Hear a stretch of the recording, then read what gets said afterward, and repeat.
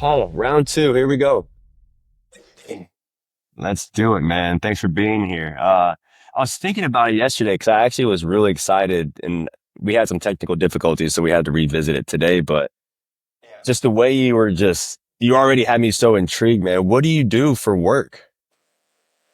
Well, I still own a few properties. I was involved in I had a property empire once. I owned quite a lot, and so that's pretty much it. I've got a few properties still, um, and that's kind of keep me. And I mean, really now I've got into this kind of weird place where I've just experienced so many things, and now I'm in this sort of weird spiritual uh, place where I wrote this book called Beautiful Chaos. And when I started writing it, I was really going through quite a terrible time. I got involved with a project in Mayfair in central London. And it was a good friend of mine who wasn't particularly, he didn't work out as a very good friend. Um, it ironed me out. He was actually nicking money, and my descent was rapid. So I was worth quite a lot. I had 27 homes in London, and I got involved in this project in Mayfair. It was 1.8 million, and it started. The guy that was got me involved in it, I found out it was embezzlement. And what happened? I was got dragged in all these bridging loans, and I kind of before then, and I look at life really that before then.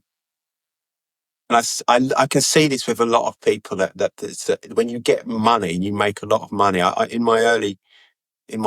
own early 20s, I started puffing was my first thing. I mentioned before my first drug. Then I got into the ecstasy scene, the E scene. With my 20s and 30s, I really worked hard and I built up this empire.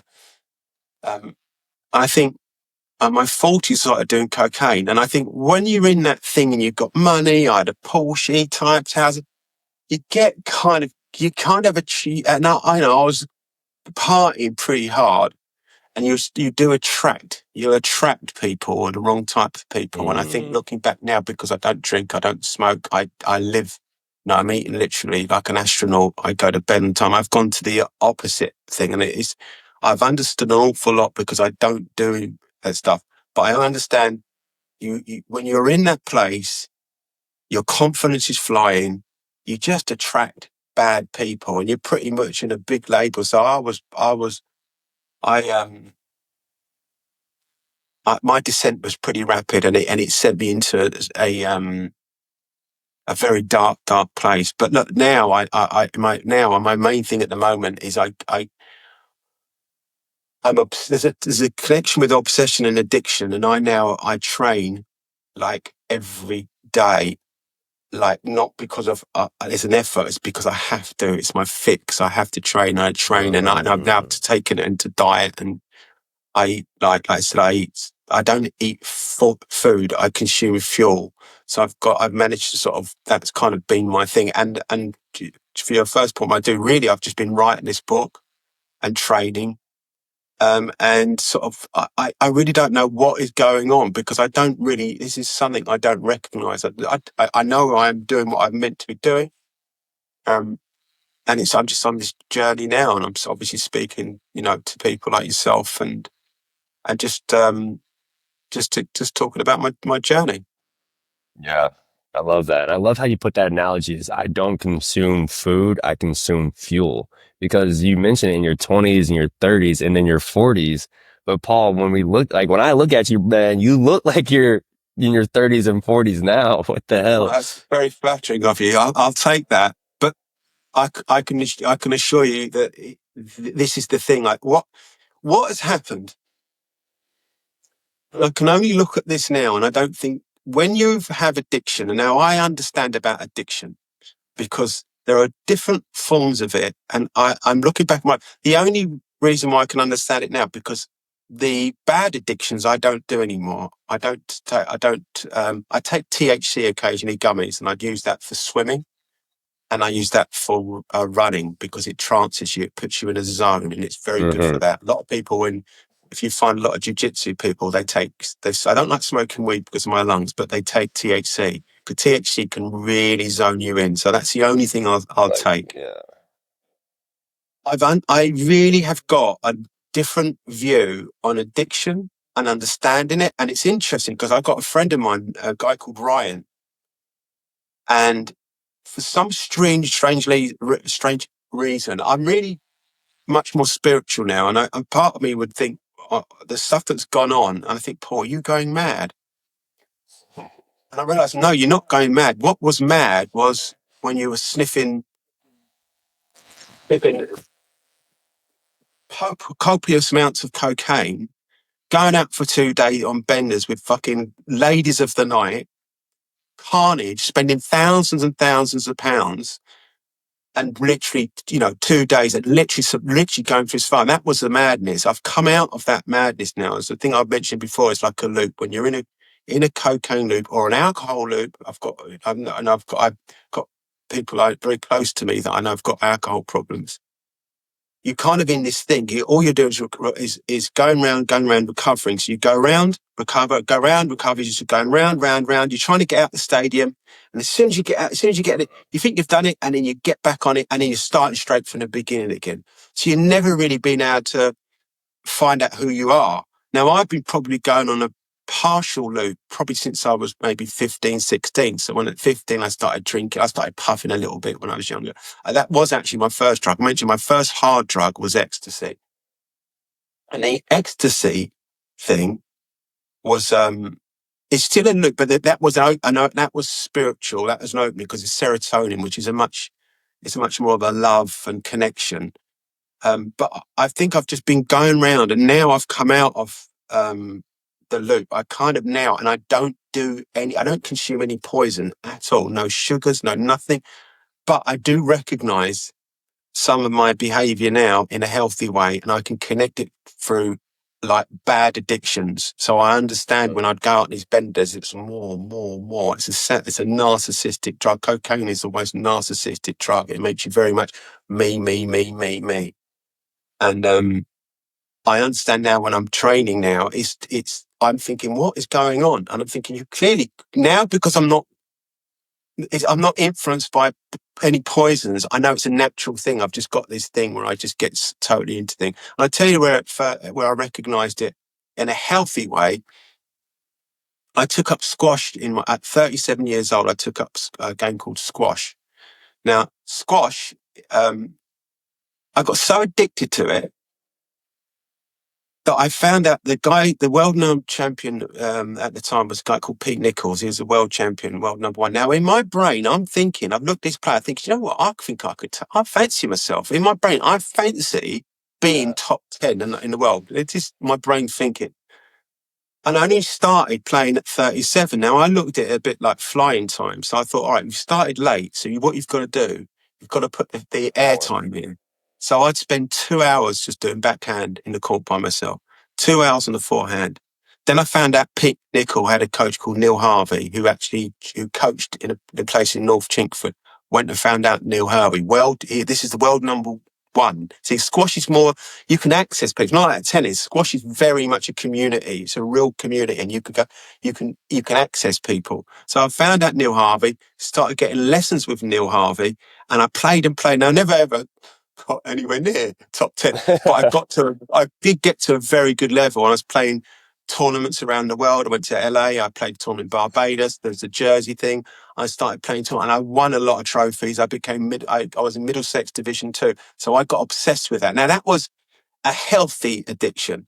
But the problem, what I've realized with addiction, and I've spoke to a few friends of mine with this, is that the difference between the difference between me playing squash and me doing cocaine is you can call squash an obsession. He's obsessed with it, and rightly so. It's got a much better PR. The thing with other drugs is an addiction where you can't stop. Now, the reason why I'm still trying to work it out, because I cannot not train now, but my brain is I'm not.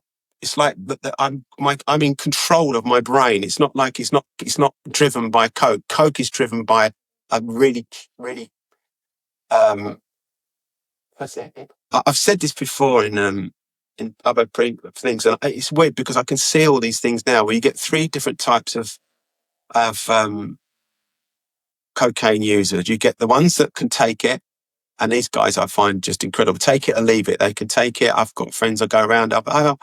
Got any gear? Yeah, I've had it up there for 2 or 3 days. I've got a gram. I look at them like, how the fuck can you leave that up there? It doesn't even make any sense. How can you do that? I couldn't have cocaine in my house at all. And you get the functional users, and they know they've got a problem, and they take it maybe a gram a day or 2 grams a day. And then you get the bingers, and I was a binger, and the bingers are the ones that take it, really go mad. That was, you'd go like balls to the wall. You're going at it full on 2-day benders, dangerous, dangerous, dangerous, dangerous, dangerous. Taking Xanax to try and bring it down, and you're taking more. And you're just narcissistic. You're calling everything on. Now it's a weird thing because I always wanted to be alone, but not alone as in alone, but away from my friends. It all starts off where you're sort of talking, having a bollock talking competition, and everyone's just talking nonsense. And then after that, I want to be alone. Now I either go to, some very, very, I'll call sort of everything that's out there that I could get, I'd get. And then I'd end up alone. I'd always end up alone in one of my flats, sniffing like an animal by myself. Nose might be bleeding by now. I think I'm going to die of a heart attack. I'm chain smoking. I'm taking a Xanax to bring it down. Then I'm taking, then as soon as it comes down, I'm getting it. And then the big panic of it for me would be running out. That's when the come down would come in, and I'd be like panicking, panicking, panicking. And that went on for some time. And it went on for about 15 years, but on and off, I'd have it under control.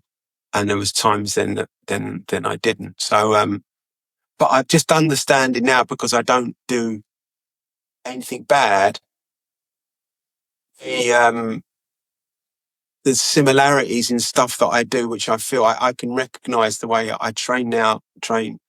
Not like I said, I don't train because I want to. I train because I have to. I have to do it. I have to do it because I need to. It's something I have to feed. And I've learned from a child. I've always had that thing where it became sweets or football. These are healthy things, but if you look at someone like, say, Tiger Woods, who clearly was addicted to golf. You can't be that good without being addicted to golf. When he slid off golf, he got addicted to the carnage he got into. Mike Tyson, Customado got hold of Mike Tyson, got him. You cannot be as good as he was. You see him when he's training, he was a monster, trained like an animal. When that came off, same thing, got into cocaine and girls and carnage. So I think there is a similarity with that. And I think if understood, it's just understanding it. Like I understand now that with cocaine, it's like a big net, and it'll catch people. And some people get caught in that net. Some people should never be touching cocaine. If there was any drug I should not be taking, that the cocaine was that drug, because I just could not stop taking it, and it catches people. And the problem with it is it's kind of, everyone knows, like, that there are people, heroin's a horrific drug, but everybody kind of knows, don't do heroin. Everyone kind of knows that. But cocaine is very much have a little livener, have a little livener. Yeah. It's very social. It's one of those drugs which is kind of accepted. You'll go out and, it's kind of accepted. So everyone feels comfort in it because most people know someone does cocaine. Not everybody knows someone does heroin. So it's one of those drugs which is very social. It's drinking, you go out, you have a line. But the trouble with it is devil's searching for people with it. And it will certain people, it will catch them. And if you're one of those people that are obsessive, like I am, an obsessive person that gets obsessed with things, then you're the wrong person that should be touching that coke, because that's the coke the devil's looking for. He's looking for you, and it will get hold of you. There's a guy on social media at the moment. His name, I've checked his name. It's called Cocaine Shame. His name's Shane. I see him and it upsets me. He is so in the front line, in the trenches of this horrific addiction. His nose is collapsed. he's there and he's trying to go, he's going onto these programs and he's there and he's telling his story out really honestly. He's having to wear hearing aids because his nose completely collapsed. He cannot stop taking this poison. His nose is collapsed. He's got these hearing aids to try and stop the just because it's gone through into his hearing. Um, that's and he's just in the front line of it. It's horrific. So that's what I'm saying. It will catch certain people, and it got hold of me, and it took me a long time to shake it off. But yeah, it's a weird thing. I'm just going on this journey now, and I've wrote this book. And as I've wrote the book, I had a book's taken about 6 years, and I was doing cocaine at the time, trying to work out what was going on. And now I don't do it. I can just see, I can understand the drug, and I'm sort of understanding addiction now in a different way. And it's interesting. It's not like I've got some interesting thoughts on it. Yeah. Yeah. Around when you were doing all this partying and all the carnage was happening, what year was that going on? Because nowadays you hear about it, cocaine and other drugs, they're laced with fentanyl and all these other things. Like you're not getting the cocaine. So what Well, year no, was it's that? And interesting. It's a good point, actually. yeah, I was just curious what year that was. And if do you think if say you were going through that period now with everything going on, do you think you would have been that acceptable to like getting hooked by it? Well, I think one thing is for sure. I'm pleased I do stop now because you're quite right. There, It's scary. it's so much more dangerous. You're quite right because of what's laced in it.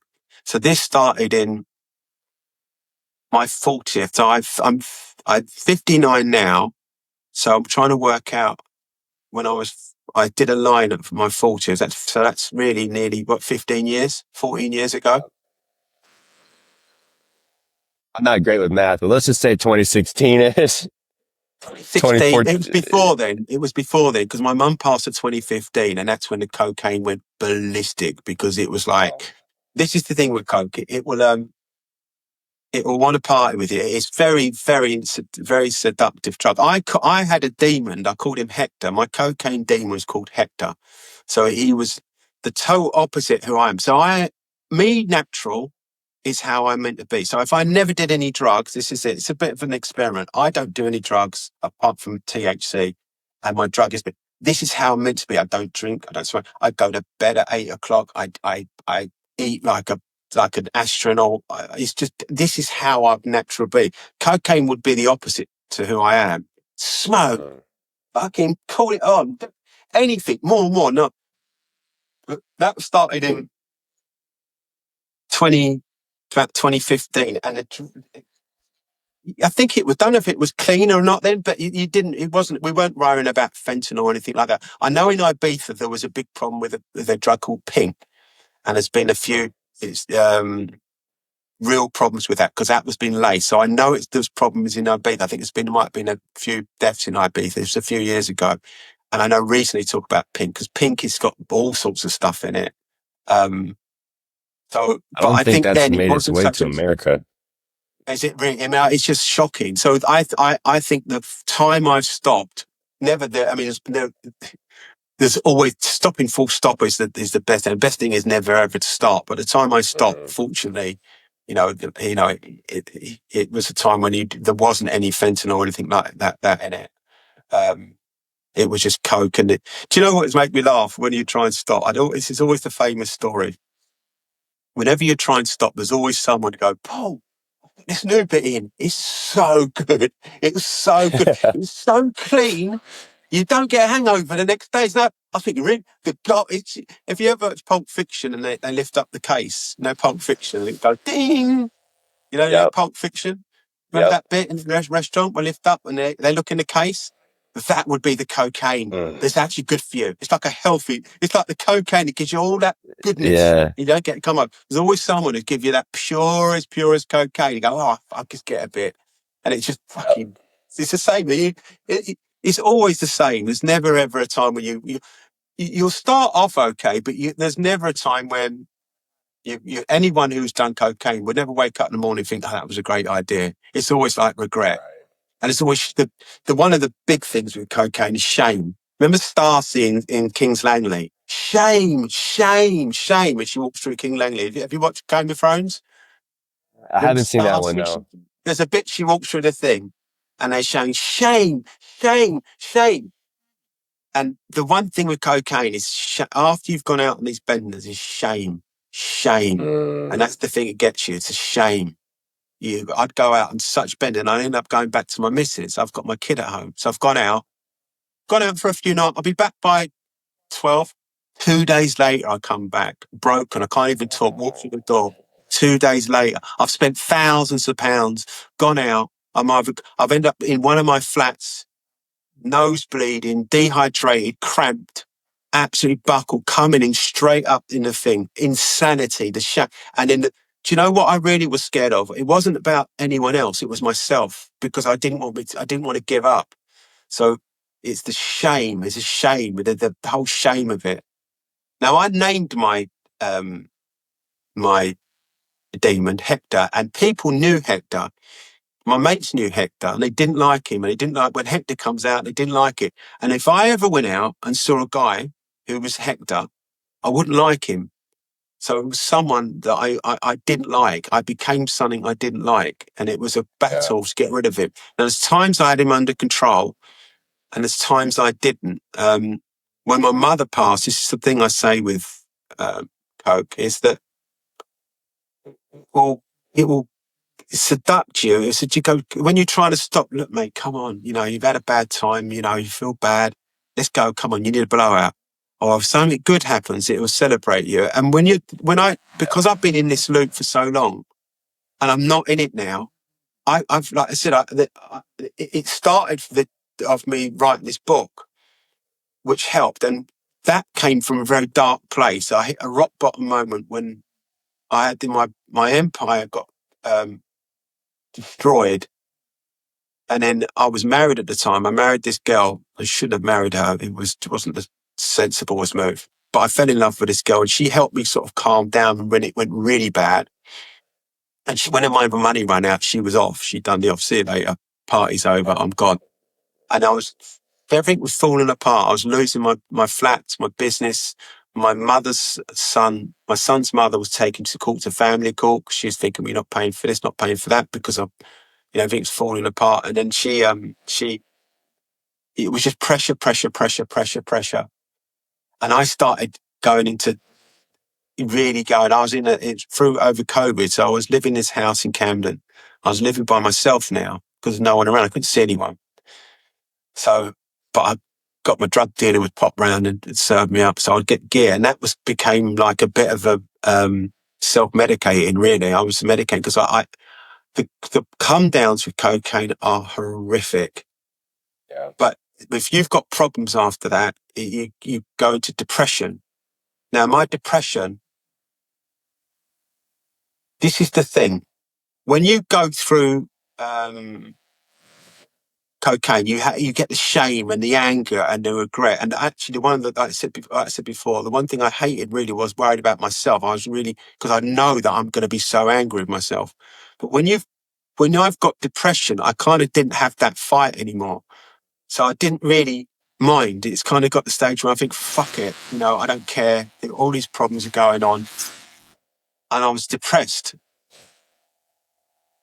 So when you've got that, it gets dangerous because when I've gone out on these benders, not gone out, I'm staying in now. So I'm not seeing anyone. I'm just indoors and I'm going to think, and it works for a bit. You do the gear, you get all your problems go away. And all my flats are getting repossessed. I've got bridging loans. I've got this going. I'm having to still go to court because they're doing virtual court. So I'm going to court, family court. Every time I go into family court, they're going, sorry, Mr. Harrington, 8 grand bill, 10 grand bill. Houses are getting repossessed.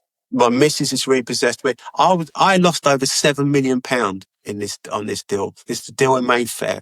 So I've lost millions and millions of pounds. And I'm losing all my confidence. I'm trusting someone who I thought I could trust, who was dragging me into stuff. Look, and this sounds like I'm putting the blame thing. And one thing I've learned is taking responsibility and pointing fingers. Pointing fingers, you've got to look at the three fingers pointing back, because all this stuff was down to me allowing that stuff. And it's down to me like being in a place, putting a big marker on on my brain going, come on, Paul. And everything that is my movie, and I'm talking to you now, everything here is created by me. So it's not me blaming, it's just circumstance happened. But cocaine became my very good friend. Hector, my alter ego, became me and him were proper tight. So we're getting on it. Yeah, come on, make sure, Paul.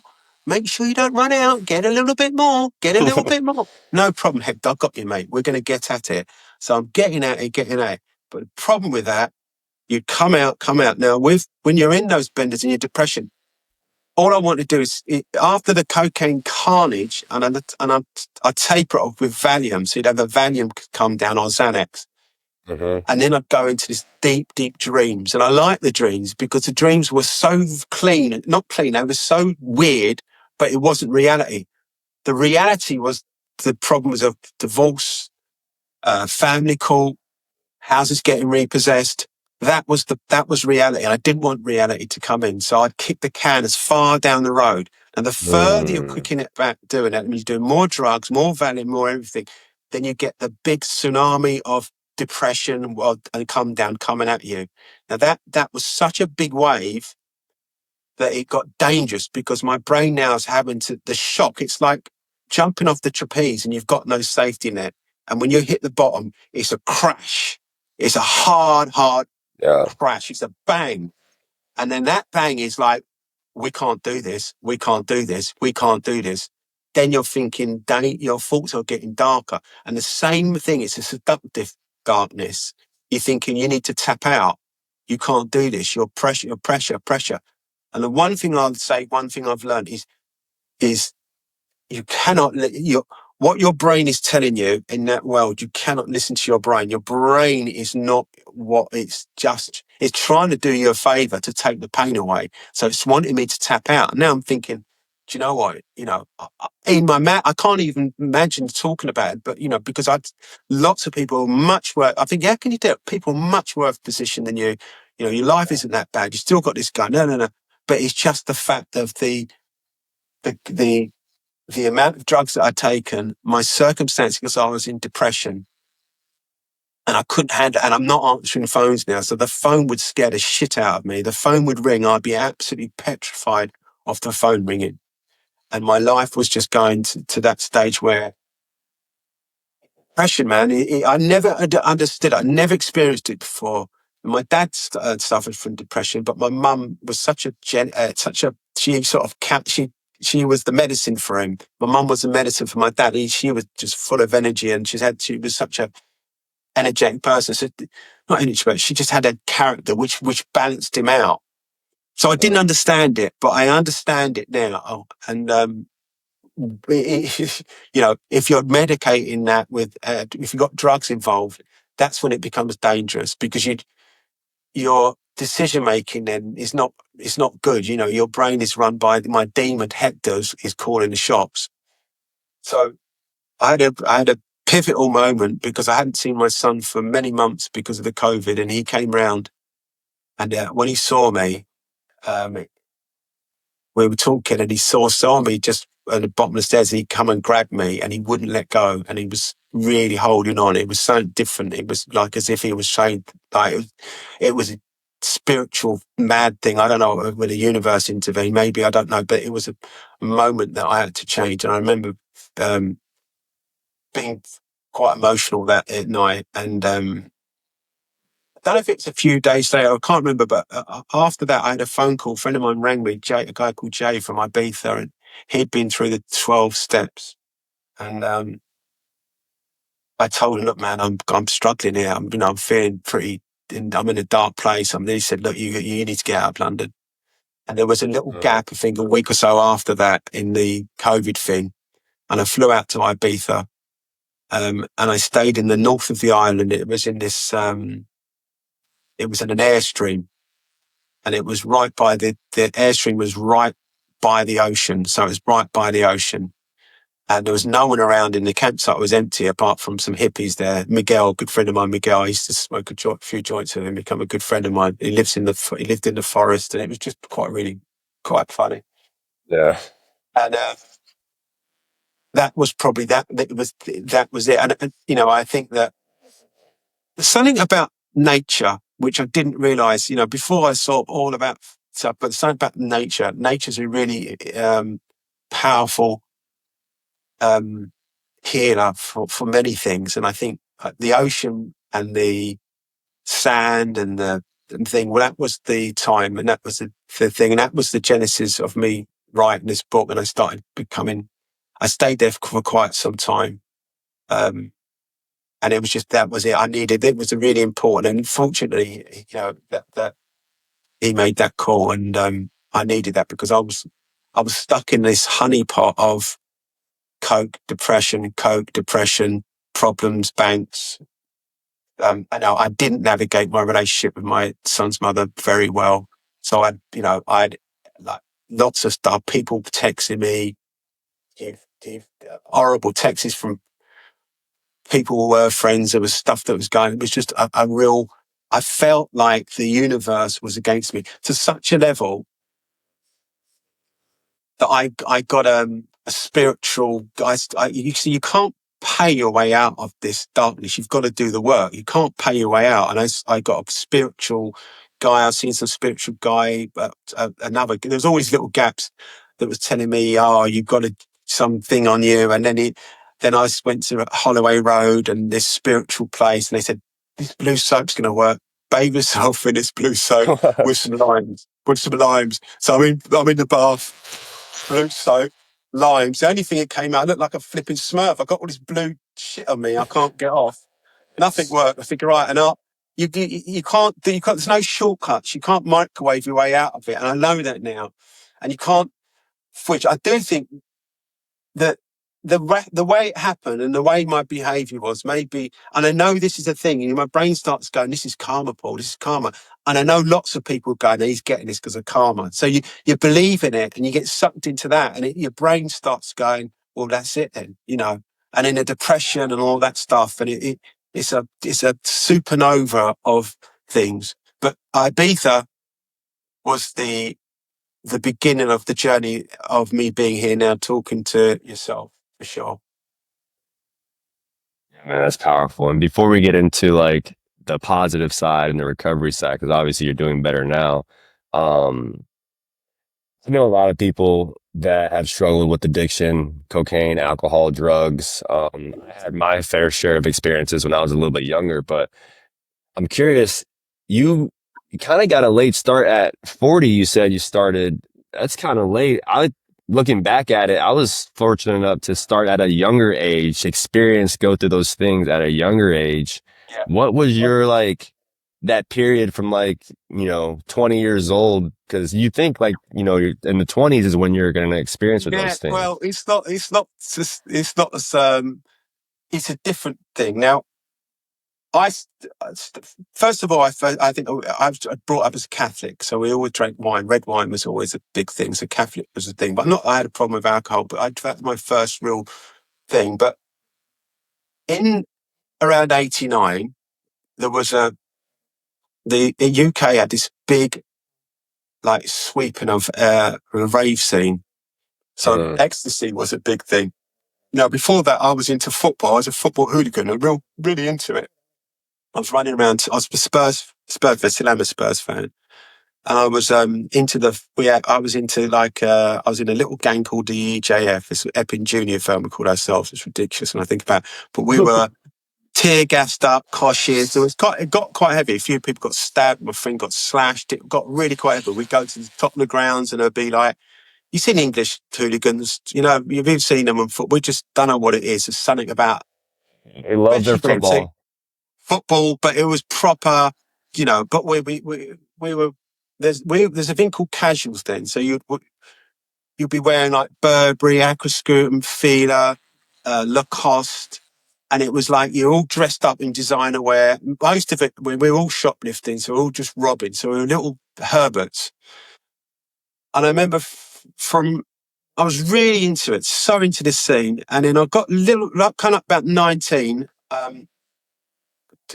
Me and my pals decided, three of us went to go to LA. So went to LA, stayed in Santa Monica. I'll never forget Santa Monica, in the Carmel Hotel. And Beautiful. opposite, they had this porno cinema. The Carmel Hotel had a porno cinema, like a cinema, which is Okay. opposite the Carmel Hotel. Around 89, they had a porno cinema. And yes, we did pop in to have a look at it. I've never seen, like, you know, 12-foot breasts and stuff. It was the weirdest thing. It was like, it really was. And my pal, we followed him, keep it sneaking. My pal kept sneaking in there. He was going, go, you know, we found him, kept going in there. But it's really weird. So I remember we went down to, and I'd run. I started getting into sport again then, so I was really getting quite healthy and run down to Santa Monica. There was a guy there he'd juggle chainsaws. He'd juggling chainsaws, and I never forget. There was a time my pals. I was running out of money, so we were getting up to mischief. Right, allegedly, we get up to all sorts of mischief up there. I was a quite mischievous boy, so we're getting up to mischief to stay out there. And my pals went to Vegas, so I was there by myself. I never forget when I went down to Venice Beach, there was a guy on this box and he was talking about this epidemic which was coming to LA. And he was going on about, he'd come from New York and he was talking about crack. And I it really stuck in my head. I really remember it well. He's talking, this is going to come, it's coming, it's the worst thing. You sell your wife. He was telling about this drug. And I ever think of myself, thinking that I can handle a drug like that. I remember I felt I challenge it. No drug can get me. I can handle that. I don't know why it's stuck in my brain. But when we stayed there for a good few months, and there was lots of stories. I can tell you about that another time. But when we came back, everyone started talking about these raves, these field raves. So there was all this raves and house rave stuff, field raves. And we were still going to football. Now, with football, there was a firm called West Ham. They were the ICF. They were the ICF boys. And they started running a lot of the security on these raves, because these raves started getting this ecstasy, these house raves. They called it acid house scene, it was. And they started doing security. So we started, because of where I was into football, we started hearing more and more about this ecstasy, this drug called ecstasy. And the papers at the time, Margaret Thatcher was the Prime Minister, and there was so much disgusting British hooligans, and everybody wanted to be in it, because we only had a few, there was no internet or mobile, so we only had English channels. So everybody wanted to be a hooligan, and I loved it. I was in my little firm. But then I was I had another little group of pals that weren't so mischievous, and they went to Southeast Asia. And I was when I came back from LA, I was a bit of a loose end. I was thinking, I was still going to football, still get up to mischief, but I felt there was more to life. And my pal then, I was a state agent, so I become a state agent. And my friend, he said to me, Paul, why don't you come to this club, right, called Legends in Old Berlinger Street, West End. So I thought, you know what? I'll fancy it. I'll go. And he said, look, you can't wear all your Burberry and all that, because you need to go to this place in Kensington, this market in Kensington. You've got to dress a certain way because you can't get in. It's like a notorious picker on a door called Denzel. And it's like, this club, Legends, was the best, it was the club in London. I didn't realise at the time, but it was the most unbelievable club, like as in the best club, hard to get in. The picker on the door was brutal. He would iron you. You weren't ready. He'd look at you like, are you kidding? Like, he would slaughter you. But my pals, they'd been there a few times, so they would recognise. So next minute, I've got my pals dressing me up. I'm wearing a stripy jacket. I've got these buckle boots. I'm thinking, I can't just I look like a mug. So I'm dressed in all this clobber. I've gone in there. I see this big old queue, and he's let us in. I'm like, thank God, got in. And I looked, and the club looked really, really nice. Anyway, next minute, my pal's gone up to me and said, look, take that. I goes, what? It's a Dove. And I thought, I kind of knew in my head that I was going to do it, because these guys would do, they'd be going to the field raves, all these field raves. So I did this drug, and holy mackerel. I mean, as Batman would say, it was the most unbelievable experience. You can't describe ecstasy to anyone. I try and describe it a bit like, there was a recent fight with Conor Benn and Chris Eubanks Jr. And this Chris Eubanks Jr. never celebrates ever, but he did celebrate this time because there's lots of stuff going on with this fight. And it's the only closest I can explain how Ecstasy is. There's a massive build-up. Both their dads have been fighting. He'd gone to the 12th round. It was an absolute brutal war. At the end of the fight, he never normally celebrates. He normally keeps it. You could see at the end, his face is puffed up and he's giving it. Yeah. The energy, the crowd is in Wembley Stadium, 60,000 people there watching. He's won the fight and he's feeling the rush of, I've won. His dad is there. He's there. If you ever want to watch the most amazing spectacle, Conor Benn and Chris Eubanks Jr. His dad wasn't supposed to be there. His dad was saying you're a disgrace, and his dad turned up and he won the fight. And that was Ecstasy. Now, Ecstasy, that moment now, times that by 10 or 20, and we might even be close to the feeling of that high of Ecstasy. So it's unbelievable. The maddest thing about Ecstasy, that high, that is incredible, is it's not addictive. So the drug's not addictive. So that was my first feeling of a drug. And let me tell you something also. The whole football scene, it was a mass hysteria. The whole football scene got wiped out because suddenly everybody's banging pills. Everyone's at it. Everyone's popping pill. And now the papers are going, no longer it's the football hooligans now. It's these legal raids. Our children are getting poisoned by the poisonous devil drug. And everybody's banging pills. Now that changed everything for me. But this is what I'm saying now because of the way I'm understanding addiction. The scene wasn't addictive. The pill wasn't addictive for me, but the scene was addictive. I could not get enough of the scene. I was going out on a Friday I don't know how, but I managed to start dating this girl, Lara. She was running a door in Limelight. This was a church, which turned into like a club, amazing place. So I'd go there on a Friday. And because I started dating her, I was in the scene within 2 weeks. Within a month, I'm knee deep in it. Now I'm going to all the after parties and I'm really immersed myself into the London house rave scene. I was knee deep in it and I couldn't get enough. I was going out on a Friday to Limelight, going to Legends, which was the absolute incredible on a Saturday. Then after Legends, we go to Terminals, which was an after club. And then after that, I'd end up somewhere, Lara's or some house or somewhere, rave, just carrying on doing MDMA, carrying on. Then I'd end up on a Sunday afternoon, we'd end up at the park on Sunday, and that's when you're getting the hardcore gravers that have been out a few days. The jaws are churning, talking to the ears. There's gurning, but we're still at it. You're getting a bit buckled, puffing to try and bring it down, and then back out on Monday. And it got to the stage I couldn't work anymore. I was a estate agent. So me and my pal said, "Look, we've got been off work. Forget work. We need to rave." So I got addicted to the scene to such a level. Now, I know it's addiction because we ran out of money. Because the plan was to start doing property deals, but we couldn't do property deals. We were too busy raving. But we ran out of money pretty rapidly. And then it was my polluted drug brain was thinking, all right, we need to do a robbery. I had someone who was an inside, this is allegedly, I have to say allegedly, I don't want to come and get me, that worked in McDonald's. So we were planning to rob the McDonald's. So we went up, we got a car, we got bikes, we knew exactly what we were doing. We went up to get these guns, toy guns. We went to get these guns, crash helmets, and we were going to do a robbery. Just so we could carry on rave. Just so we could carry on rave. I know it sounds insane. McDonald's, sponsored by McDonald's. McDonald's. This is allegedly, by the way, McDonald's. We didn't do it. We didn't do it. Right, we didn't do it.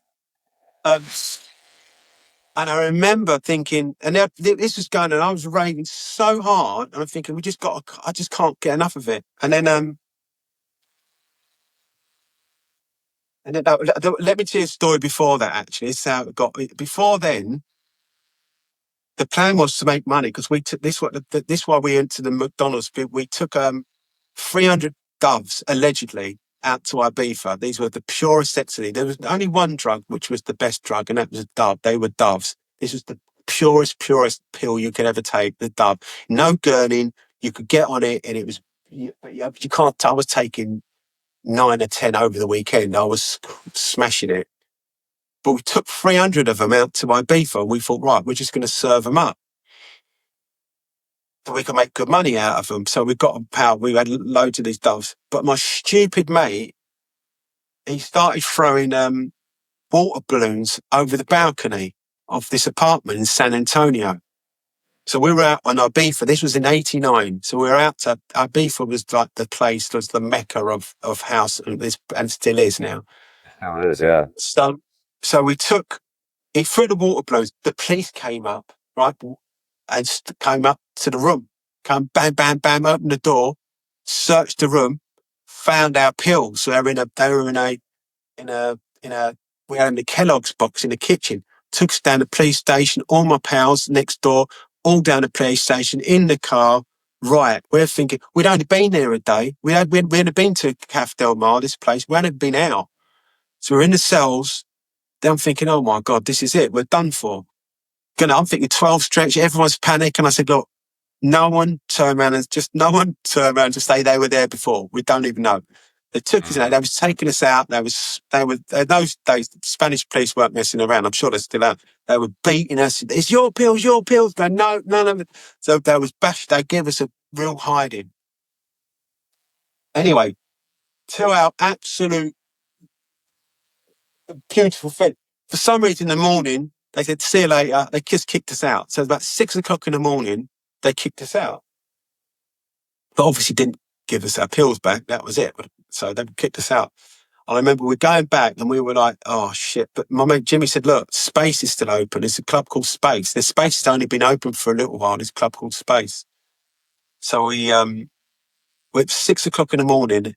And so we jumped in a taxi, went home, got changed, went home, went to the villa, got changed, went to this club. And Peter, my pal, he was in a different villa and he didn't get nicked and he still had some doves. So this is straight out the police station, popped the doves. We've gone to this club called Space. Now, the first time we'd been there, and it was I remember going into the club and they had a terrace outside. There's a guy called Alex Peterson was playing Brandon Block. They were like Alex Peterson was the resident DJ in Legends. So we went into this club, and I remember going in, taking a pill, and the terrace was out. The main thing was the terrace was outside. Inside, they were playing techno. A lot of the Italians love techno. The Italians love the techno. Mm-hmm. And I remember going. It's a weird thing because I remember coming up, being outside, and the terrace was amazing. It wasn't packed like now. Space is closed now. It's called High now. It used to be called Space. And this was the opening of Space. You can see how long this was long ago because now it's High. So anyway. And I remember we were coming up. Now we just come out of jail. We're thinking we're doing a 12 stretch. Now the pill's kicking in. I'm coming up, and then they've got these planes that are coming over. And the DJ's playing the phone. Every time the plane comes up, everyone's going, what? And we are roaring. Now I'm coming up. 1 minute we're in Nick. We're thinking we're doing Big Bird. Next minute I'm off my beanbag, flying off my nut. The plane's coming over, the music, they're playing Felix. And we are just having the most amazing time. That was arguably one of the most incredible things because we came on such a low. So that was amazing. Then we went to Coup, which is now called Universe. Coup, it used to be Coup, then it was called Privilege. And recently, Will Smith bought a club in Ibiza, or partly, called Universe. And that place, I wish I was young again because that place looks incredible. They've got a bit where the sunset, the blinds come down, and the morning sunset set will come into the club.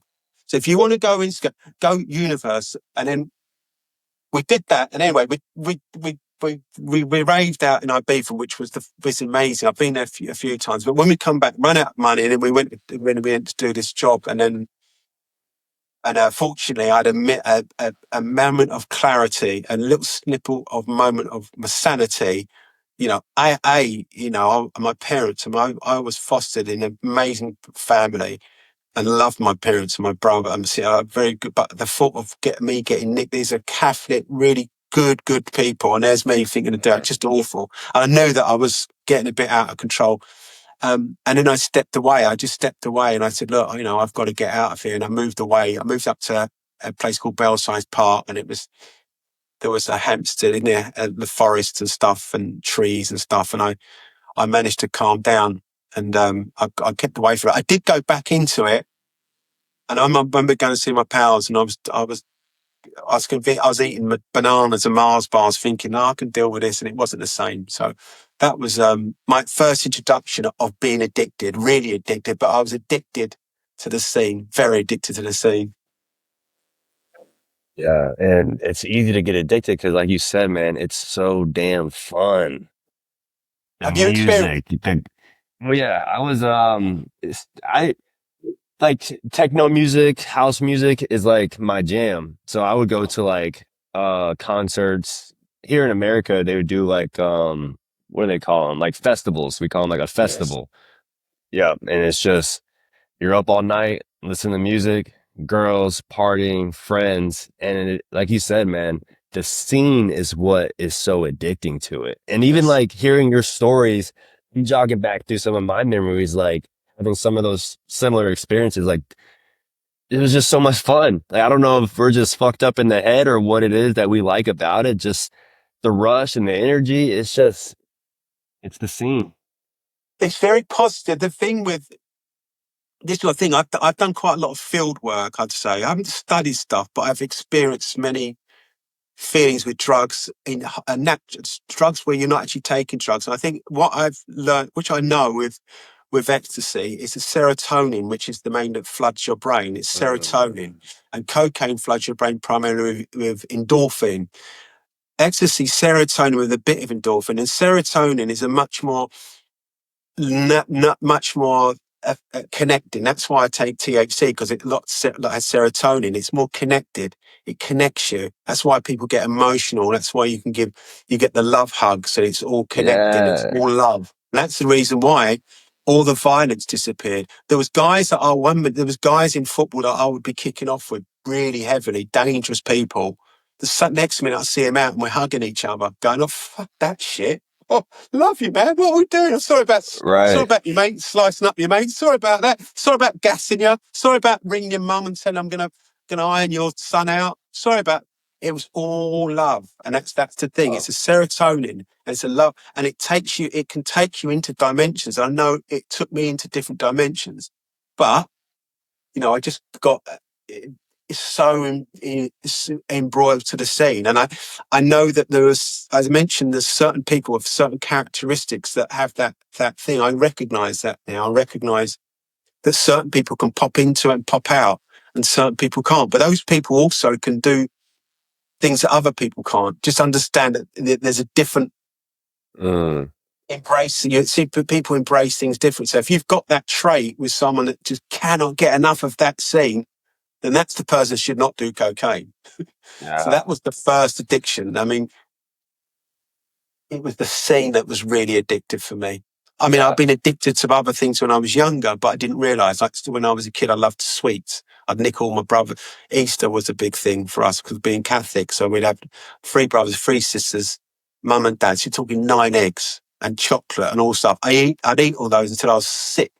I was literally sick. And then I'd start eating more. I couldn't I wanted the feeling I had for the first 2 eggs, but I couldn't get it. But I'll eat them anyway until I was sick because I want that fix. So I had the same thing with cocaine. When you do cocaine, I want that thing. I want that thing. I want more and Chase more and it. more. The scene with ecstasy is I wanted that feeling of, I just I didn't want reality. I wanted to stay in this world. And it was a different world. You drop this pill and everything changed. Definitely a thing in Legends, especially because it wasn't a big club, where I can swear to God, there was a connection, a spiritual connection with everybody. They played a tune. There was a girl that I knew, this girl Lara that I dated. I saw her at the picture. It was a picture at Limelight, and I remember clocking her. And I remember going in there and I looked at her as if I was like looking at her, like, and she looked at me. It's like, what the fuck are you looking at, you mug? And I was just completely. obsessed with this girl. Not obsessed like a lunatic, but I felt something. And I remember going out to this after party in Soho with my mate Jimmy. And I said she was in there. I said to Jimmy, I've only been in the scene he's been in the scene for a while. I said to Jim, I said, you know what? I'm going to nick that. He looked at me. He went, yeah, right, mate. You sure? Like, this was a rocket, a proper assault. I don't know why. Anyway, within 6 weeks, I'm in Legends. I've taken a pill. And I see this girl, Lara. She had these knee-length boots on. She had this metal underwear thing over the top, and look, like I'm like, wow. She was a proper connected in the scene. She run Terminal's door. She run Limelight door. She done all. She knew everyone in the scene. She was and I was only like a greenhorn. I've taken this pill and I've clocked her, and she'd taken a pill. And she'd clocked me, just quick clock like I was wet. By this time, I'm wearing red and green suits. I've gone in there microwaved. I'm wearing all the clobber now. I'm on this bout stage thing. I've clocked her. And some reason we sort of drew to each other. She's come in front of me. I'm coming up. She's come up. She's turned around, grabbed me, and we're starting to make out in this club. And then the pills come up in the thing. I cannot look, my most amazing moment in my life was my son being born. But at this moment, with this chick, and I use the word but, if I could capture a moment and stay in it, that was it. It is never ever experienced it. I'm coming up on this dove, she's coming up, and we're making out, and I'm fucking up, and my power, I'm blown. I'm like, but there was a connection. I knew it was going to happen. It's like a connection, and it doesn't happen. You know, it's not like it happened. It's just something different. I can't explain it, and I know you can't. I can't replicate it because I've said this in previous podcasts. You can't. People taking ecstasy older.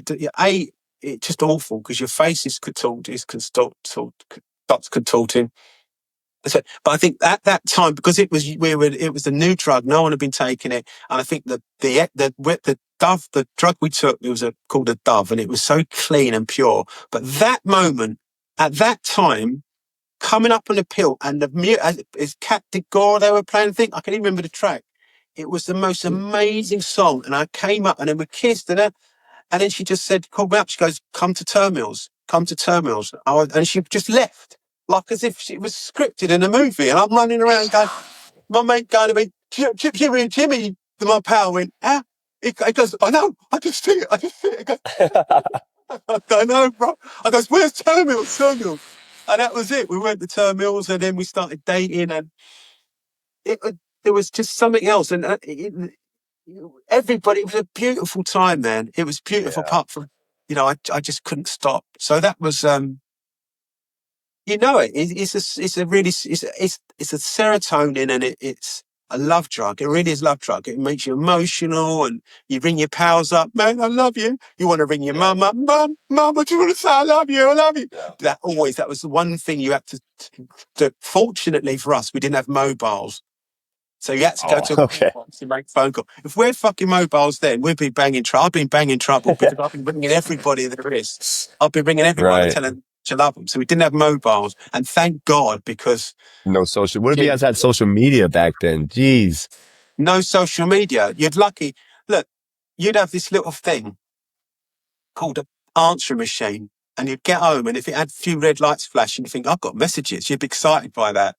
So no social media, no internet, no mobiles, but we had fantastic drugs. Our drugs were really good. Ecstasy was amazing. And you know what happens when you haven't got mobiles and you go to clubs then? I don't want to sound like, our generation, but we're connected we're in the moment. So there's no mobiles. You go to clubs in Ibiza now, everyone's got their phones out because of video and the DJ or video themselves. You're in the moment. You're in the moment. Everybody's there. Everybody's having it. Everybody's taking the same drug. Most people are just drinking water. No one's drinking real alcohol. You're just drinking water. So I don't know how the club, I mean, it costs you quite a lot of money to get in the club, but everybody's drinking water. Everybody's taking this club called Ecstasy, which is a love drug. There's no mobiles, no internet. They're playing the most amazing songs you've ever heard in your life. The music is bouncing through your body, completely through your body, and everybody's in this moment. And it is as if you're one entity. You're in this entity, and there's pure love. I can feel it now as I talk about it. There's Yeah. pure love, pure love. That moment with Lara was probably one of the most amazing things. And the second time was my son, obviously number one. I have to say that. But the second one was being in prison in Ibiza for being an idiot, getting kicked out in the morning, going to space. And I think they were playing Felix. I can't remember the track. I remember, but then I didn't realise the planes were going to come over the terrace. So the terrace was outside. So I'm in there, never been to space before, just come out of jail with my pals, taking the dove we took the dove in the taxi. So we're literally just get changed, Shit. right? Taking the dove, and then the in this club, and then the plane's coming over, just going over the terrace. Really coming, literally, you can hear the engine. It's literally just going bam, and everybody, and then that high then was just like a catapult. It's like it's gone from bad, bam to good, and that Damn. was the most amazing high. Yeah, Yeah, they were good times. No definitely mobiles, no internet. We were in it. We were so plugged into it. sounds amazing. Do you some of those guys that you were running it with in your firm, do you still keep in contact with? Yeah, Obviously funny enough. you're doing better now. Are they doing better too? Yeah, you know what? We called ourselves the E team. That was our team because I was in the gang called the EJF, and then I was in a gang called the E team. Those stupid name. We were the E team. You know, got the A team. We were the E team because The E. yeah. So we were we are still friends. I'm still friends with them. I was just out with my mate Jimmy the other day. But yeah, we're still pal. No, obviously, but no, we're all coming to our 60s now, so we're all. No, we're not really. But the only problem with a few of us is the shovel. A few people are on the shovel still. Um, What's the shovel? Cocaine, yeah, Gotcha. cocaine, shovel. We got Cocaine. really. Do you know what? Cocaine has got so many names. Shall I run a list of names for cocaine? We've got a lot of names for cocaine. Shovel. You know, Booger powder sugar. shovel. You know the shovel. You get a shovel with the snow. Shovel. Oh, the big scoops. Oh, we call it shovel. There's so many Yeah. names for cocaine. So I think it changes. So I won't. There's such a list of them. But no, they're yeah, it's weird because Jimmy said he went to a reunion, an old house reunion the other day, but it's not the same when there's a few people dropping pills, but it's not quite the same when you're going to your 60s. It just ain't the same. It's not a Yeah. good look, you know. Got Bailey's hair and Botox and all that. Right. No, It's not, people coming it's up to not show. the same. No.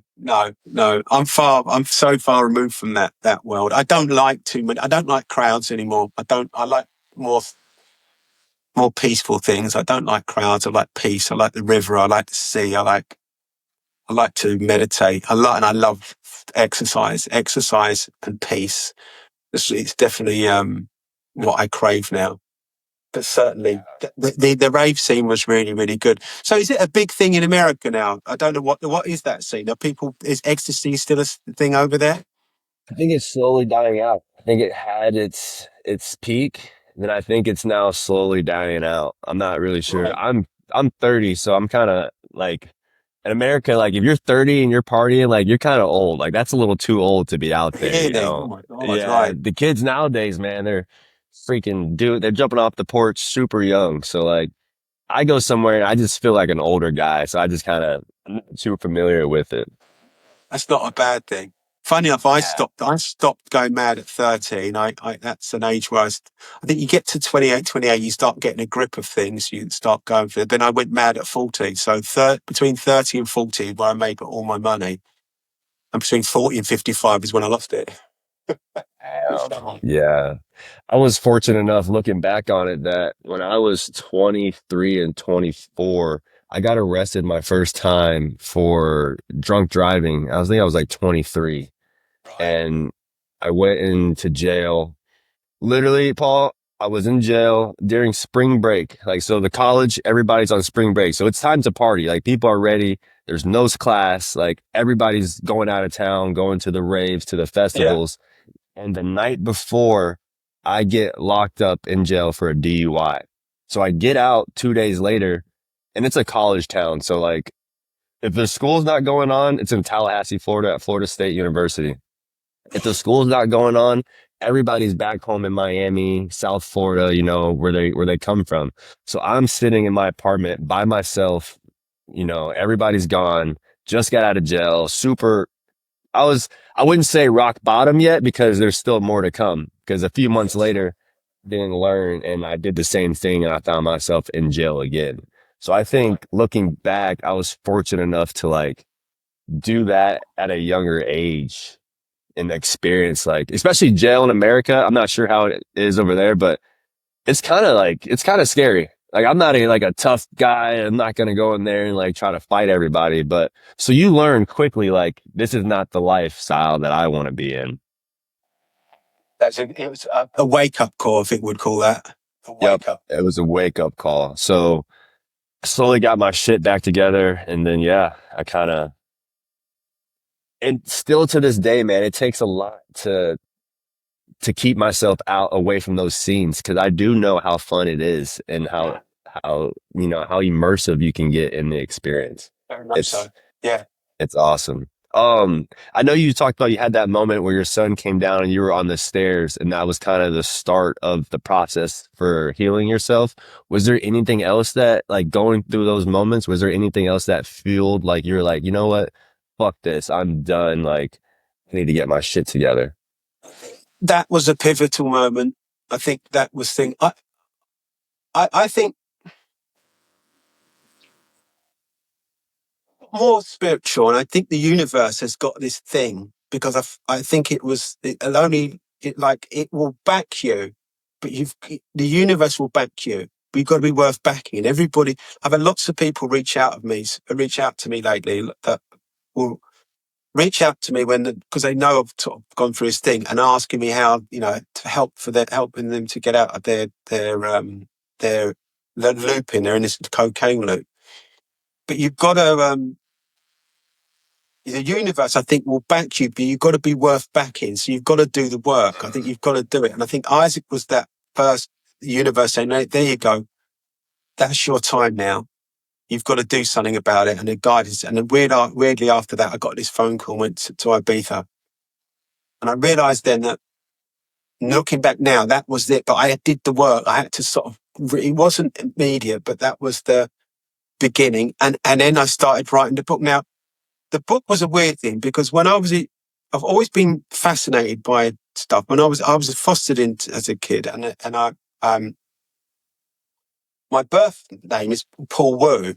My on my birth certificate, because my mother was married to a Chinese man. She had an affair with a Ghanaian chauffeur driver, and then I popped out, clearly not being their child. I was put up to care, and I was put into foster family, the Harringtons, who became my family, an amazing family. My brother, it's weird me even saying it because they're my mum, my dad, my brothers. It doesn't feel weird. But I remember being sort of immersed. I remember sitting down at the dinner table and I'd look at my brothers and sisters. So I've always taken information in. Like my sister would look like my dad, my mother. I'm not biological late. They're white English, and I'm literally the black sheep of the family. So I'm always sort of looking and studying things. I've always been interested in information because I look at my brothers and sisters, and my dad used to be like my brother, and I could see similarity in hands and things and all this stuff. The only time it changed when I had my own son and think, oh my God, like he's got my same, it fascinates me. Yeah. And then when I was going through my cocaine thing, my binges, I'd take pictures of me after the binges. So I'd go out on 2-day binges and I'd take pictures of me, and you would not believe the state of, they're on my Instagram. I'll put them up there. I look absolutely 2-day, 3-day. And the pictures are there really trying to say to me, stop doing gear. And I put recordings of me more or less crying and being broken. I get people ring me up now without ringing me up that are broken, but I'd recorded it. So that started me. So I'd always take information. And then certainly when I was at my worst, I'd started writing stuff down about how I felt and what state I was in to try and convince myself not to do it again. But going to Ibiza and then not doing drugs, that's when I started, for some reason, I don't know why, that I don't know where it come from. I started writing this book, Beautiful Chaos. And I think that gave me, to write a book, your brain has to be clean because you're going into your brain. It's a memoir. So I'm going into my brain to access information. You can't have cocaine in your system to do that. Cocaine takes your auto cruise. To even get up and go and buy a bottle of water is difficult when you're a cocaine come down because everything is gone. Your auto cruise is gone. Everything is manual. So everything is difficult. To get up and go to the fridge to get a pint of milk, that anyone who presses a doorbell, your heart's pounding, your auto cruise is gone. So you've got to be clean. So as for some reason, whether's universe intervened, I mean, I'm much more into this stuff now. I never used to be. Now am I going mad? Well, I was mad before. I'm not mad now. I'm obviously doing stuff. Yeah. And that became the genesis of the book. I started writing the book, and that anchored me because I after quite a lot of the book being written, I reached out to a ghostwriter, a guy called Nicholas Brooks, a very clever, really, really an award-winning author. And I reached out to this guy, and he said, "Let's help me take on the project just to structure it." And that gave me more purpose. And then I started training. A bit, and then I've found about you seem to be. I can see that now the addiction. I will call it an obsession with the training. Mhm. Those two worked together quite well, and that helped me. Writing the book helped. I still came back, and I still had relapses, but I'd found a new pathway. I look at it like this. I think in life you get like the cocaine pathway is very, very clear.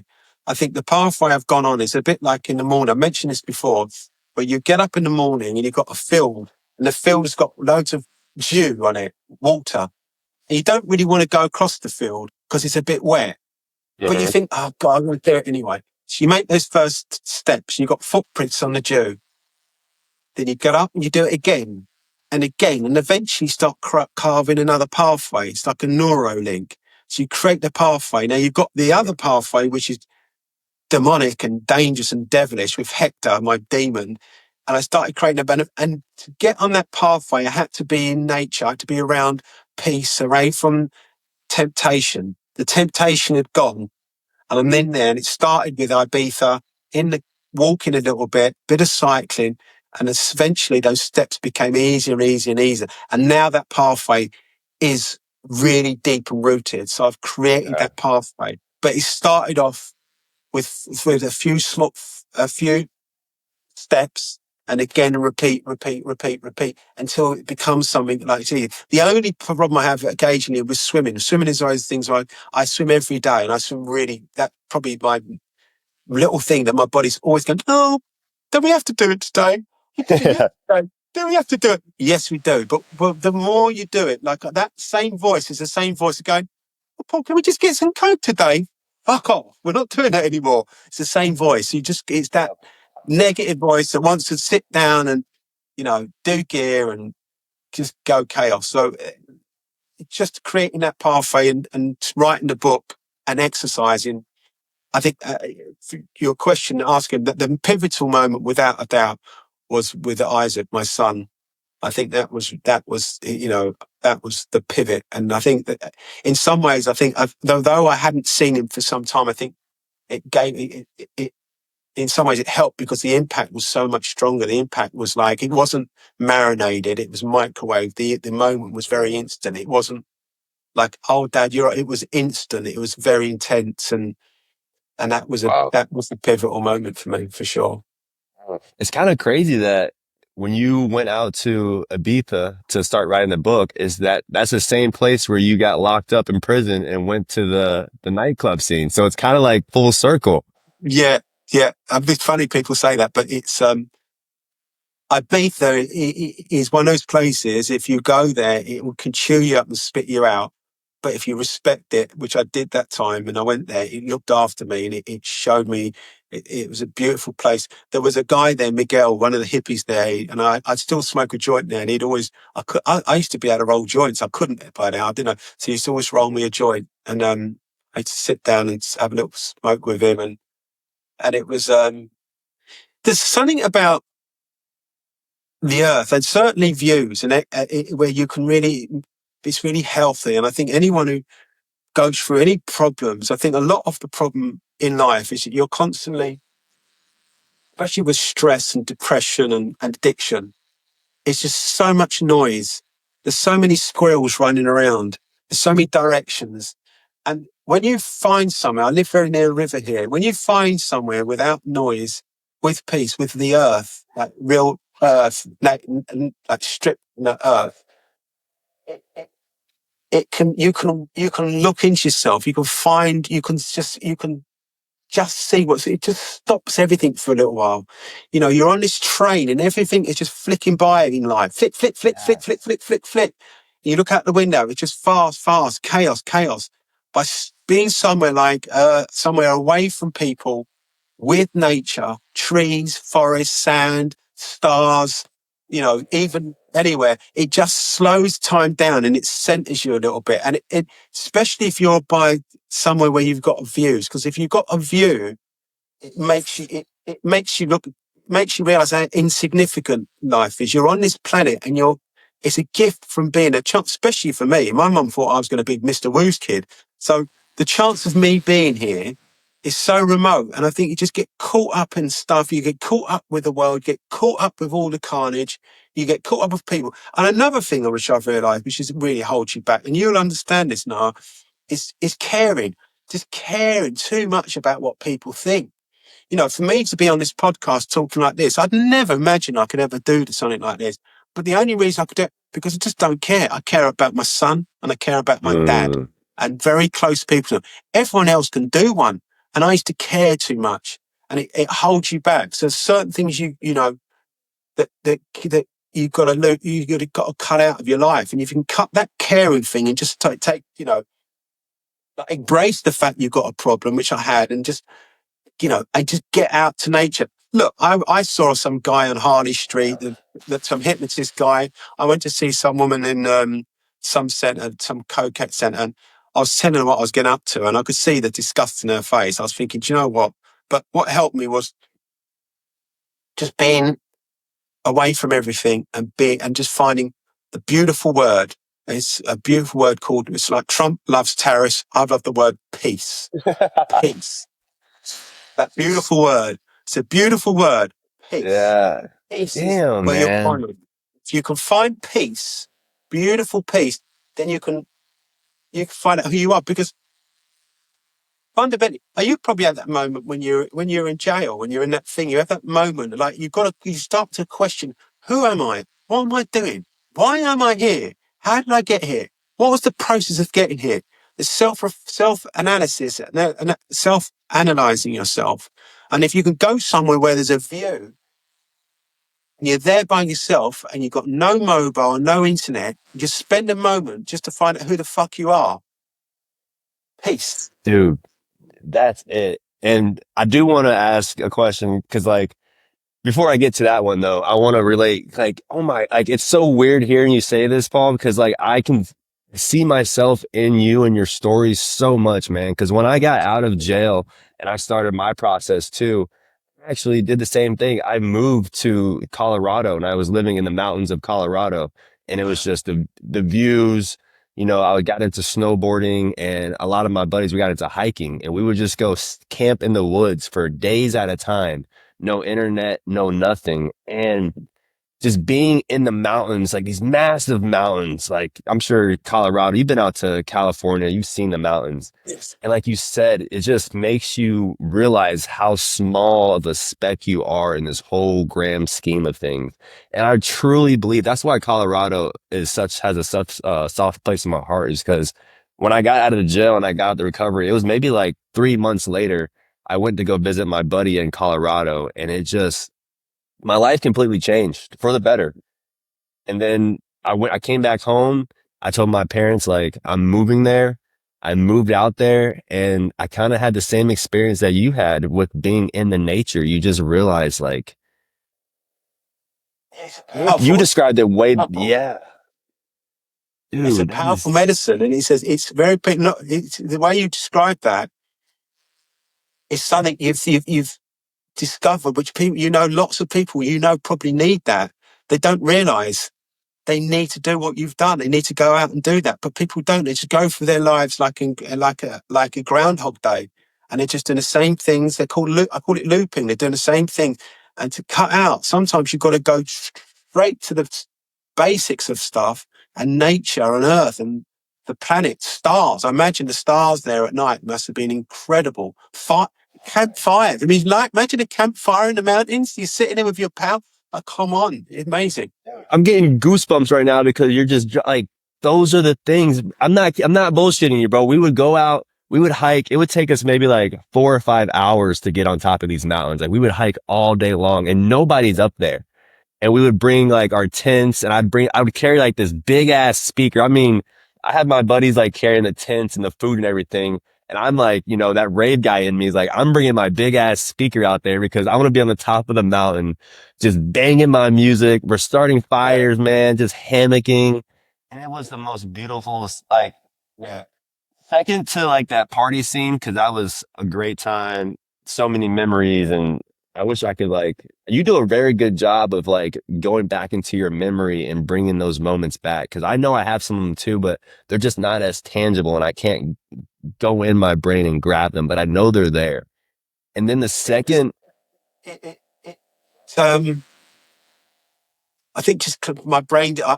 When I the one beautiful thing about not drinking or have any hangovers, which I found, and I take like I've gone a bit mad. I take NAD and I take all the, but I do think you end up having access to your brain. I mean, I'm quite been quite surprised myself, but I've and when you mentioned about the mountains, those memories are really strong and clean. It's the heart. The ones that are a bit more yes, blurry are the messy memories, but those memories are they are the purest of memories. They're purest of memories, and having been able to access you can access yourself as well. You can access your code, and you can recode. I think one thing I think what happens when you're in somewhere like that is you can recode, because what happens mm, when you're in a loop, your code's wrong. When you're in a loop of addiction, you've got to come out of that. You've got to be able to recode. Now, people may go to rehabs and all this stuff, or go to 12 steps, but I think nature, being in the mountains where you've done, I was in the north of the island in Ibiza, but I imagine when I look at it back now, because I now am cured with substance abuse, any substance abuse. I know I've ironed that out, but I do think I've recoded myself. I've recoded, and it's given me access to memories and stuff. I've been able to remember things that I that weren't there. So I think when all your brain, most of my time, my brain was just trying to clear out poisons, and we've got another problem. oh, My body's going, oh, what we got to deal with now? Now it's not having to do that. The only thing I put in my body, I don't even have sugar. I put honey in my tea. That my body now is able to do stuff. Just I mentioned you before, but a while ago when I mentioned about the sleep train. So I go to bed at around 8:30, 9 o'clock.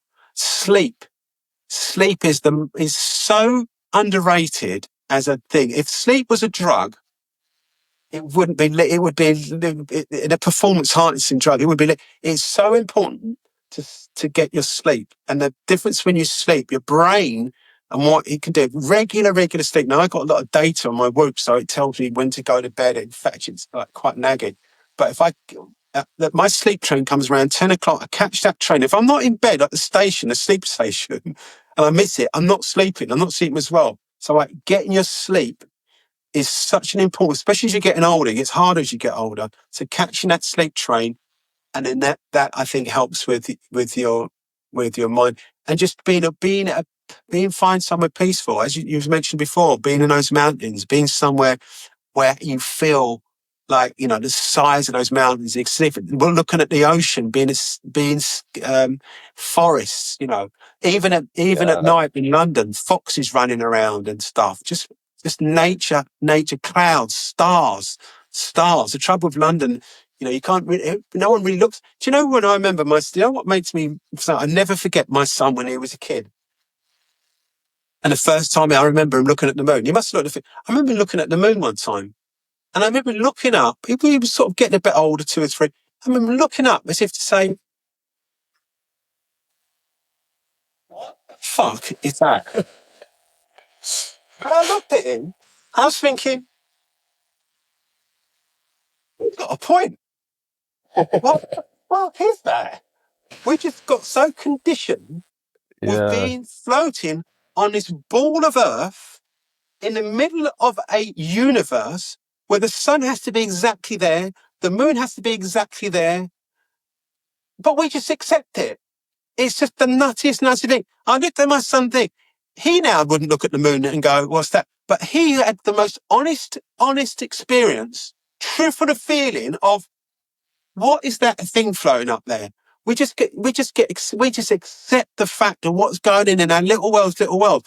When you just think about it, and when looking at the mountains and look at those things, you have those moments. My son had a little bit of like, wow, that wow moment. And look, what are we doing? Mhm. We're only here for a period of time. What are you going to be? You're going to be, oh, you're going to be, yeah, Paul, you know, he died at fucking 63. I had a lot of my friends, a lot of friends now have been passed from a heart attack or, you know, when I see someone chain smoking, big fat belly, just sitting there, do you realise your ancestors have fought in World War II, World War I to get you here? And this is what we produced.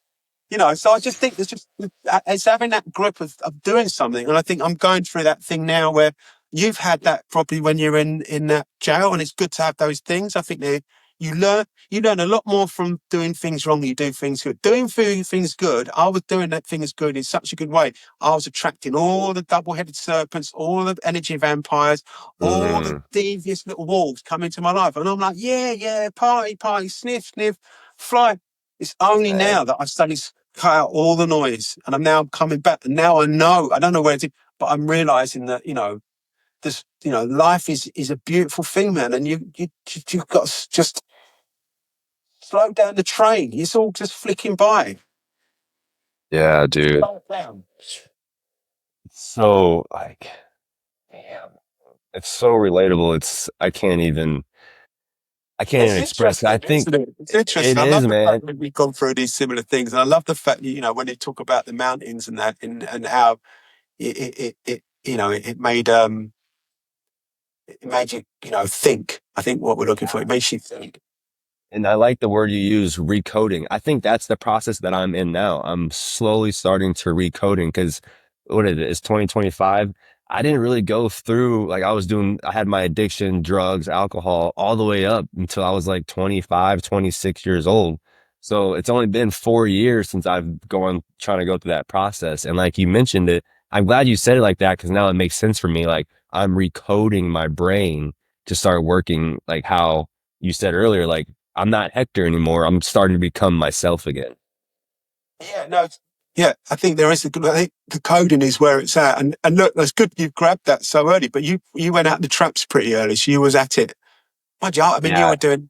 I mean, I was doing pills, but I mean, and understanding different drugs as well. This you know, I always say, you Yeah. know, there's Once we you get and off I. here, yeah, when we hit the stop button, I'll fill you in on kind of a little bit about my experiences and my my addictions Yeah, because yeah, yeah, they're yeah. pretty right there next to yours. But Okay. Oh, selfishly, yeah, okay. yeah. Selfishly, because again, man, this is so relatable, and I see myself in you in like ways I can't explain. So I want to ask this question selfishly that I'm trying to work to is how did you get to the point where I know it's like, fuck it, we don't care anymore, but like the way that you can carry yourself, knowing what you've gone through, and then like to talk about it, to openly be accepting of it, and to like realize like, yes, I did that, but now I'm going down this path. I feel like it's hard for me, like even with like family and stuff, like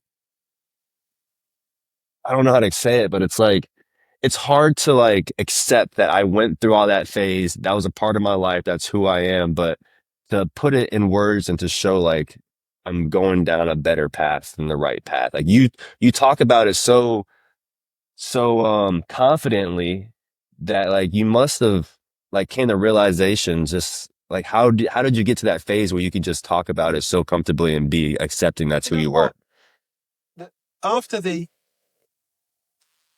but my business started falling apart, and my wife left me, and I had problems, and I had all this stuff going on. There was so much like I was getting texts from people that I were friends, and just there was so much attack. There's so much things coming attack. I felt like a full on attack, and rightly so. I mean, I didn't handle things particularly well, and I think some of it was right, but some of it I think was very wrong. But I think that it got to the stage I just realised, what? Why do you care? Why are you Mm, caring? Why are you caring? All this stuff is you're caring. This caring is what's causing you half your problems. You've got to stop caring. You've got to be free. And like I said before, I care about my dad and I care about my son and close friends, but there's people you shouldn't care. You just can't care. And also, I think just being when I wrote this book, I don't know where it came from, but writing the book was helped me. But then obviously now Nick, my ghostwriter, said we need to start talking about it, and then I remember thinking, what, I've got to go on social media? I can't do that. I'm never go on social media. Then I was thinking, there you go again. You're caring for you to set up this mm, podcast you're doing. There must have been times you started thinking, oh my God, what if I'm rubbish? People, what about my mates? What about, there's a care. Yeah. What happens? You have to get over that care. I don't care. I'm going to do it anyway. So it's that thing of just not caring. You're going to be here and then you're going to be gone. What are you going to be doing in that time? Are you going to be held back by caring? Or are you just going to what's going to happen is going to happen. Your experience you've had, it means you've got field work. Wherever it becomes addiction is means you've got something to, I don't think anybody should go and experience addiction with cocaine or any sort of substances. But if you've done it, and you've come out of it, then you're capable of sharing that to people. And mm, it's something you've done, I often hear about, my friend texted me the other day, Ryan, he said to me, oh, he listened to this podcast about this woman and she was addicted to uh, books, naughty books, explicit books. She goes, her thing was she was studied at some university and she's addicted to books. And in these books, there was naughty bits. And I was thinking, you fucking ever heard of it? She's addicted to that. I said, so we sat down with Hugo. She said, Hugo, I've wrote this book, but it's about addiction. We need to be addicted. What can I be addicted to? Because I can't write about addiction without being addicted. I tell you what, you like those books, don't you, Barbara? Maybe you should write a book about addiction. And I just thought, come on, man, you don't know. If you think that's an addiction, which maybe it is, and people are addicted to porn, I understand that. No, but I think I had a problem when I was in the teens. But if you've got that stuff, you've gone through an addiction, which you have, or maybe I don't know, but if you've come out of it, then you've you've got field work, you've done field work, and like I said, I don't condone it. mm, I don't think it's good for anybody to do the field work, but if you've done it, then you've got something you can share, and I think I think really, and a lot of stuff that I've learned so much from my bad times, much more than my good times. I've learned more and got wiser and become more experienced and probably a nicer person. I think I've become more humble through my bad times and all the bad stuff and all my devilish behavior and all my carnage and all my chaos and all narcissisticness that I had. And that's through bad times. And really, honestly, no, I don't care anymore. I don't care. I mean, being on this podcast, all this stuff that goes on, it's just not caring. I think having that it gives you a sense of freedom. yeah. Okay, cool. Yeah, because you're saying it sounds easy, but it's not easy. And I'm probably a lot farther along than other people is like caring. So I keep doing that. Really well said too, man. I appreciate that. What point did you start getting back into the business world? Did you start, yeah, I guess that's my I still question. need it. I've still got court stuff. I've still got stuff going on I've got a court stuff going. I've got a divorce which I'm going through at the moment. There's still really heavy shit going on. But I'm just at the moment. I get up in the morning. I eat the frogs. Eating the frogs is a saying I say. Like I do the things that I need to get done. A lot of the time it's stress. Stress is one of those things that happen. And the reason what stress is basically your mind telling you need to deal with these things. And the way to get rid of stress before was to get drunk or do coke. So but I attack my problems more aggressively because I find that, I can deal with them because I'm much more of my brain is strong and I'm going, okay, we've got to deal with this. So things aren't perfect at the moment. They're getting better. And I'm still battling along. I've still got I've must have spent about £500,000 on legal fees over the last few years on so many cases, the bridging companies. And I've got this guy that I won't mention his name, but I've got this guy I'm taking to court.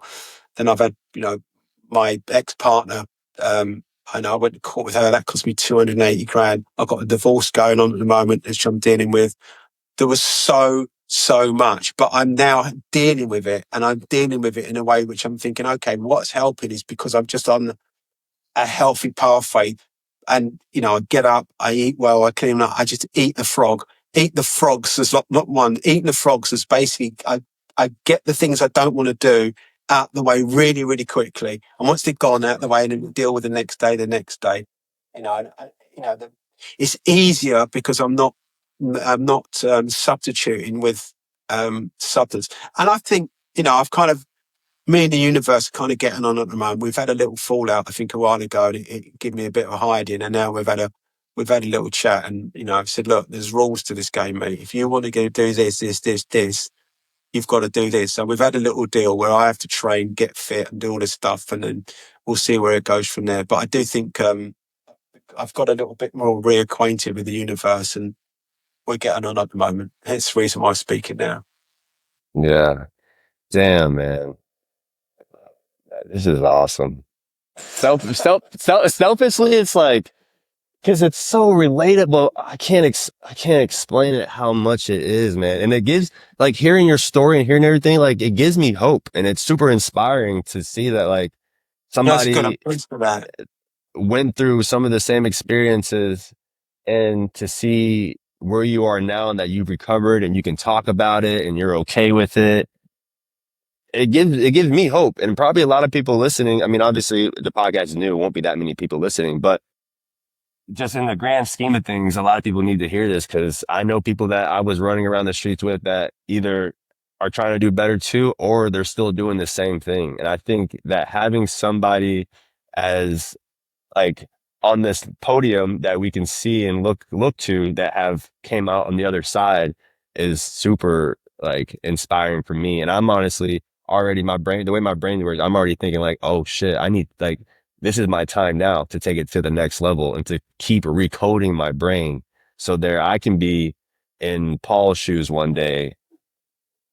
Well, do you know what I think? I always look at like your life is like a movie. So for my movies here, I'm looking at you now, and I just think that the bad times are part of your movie.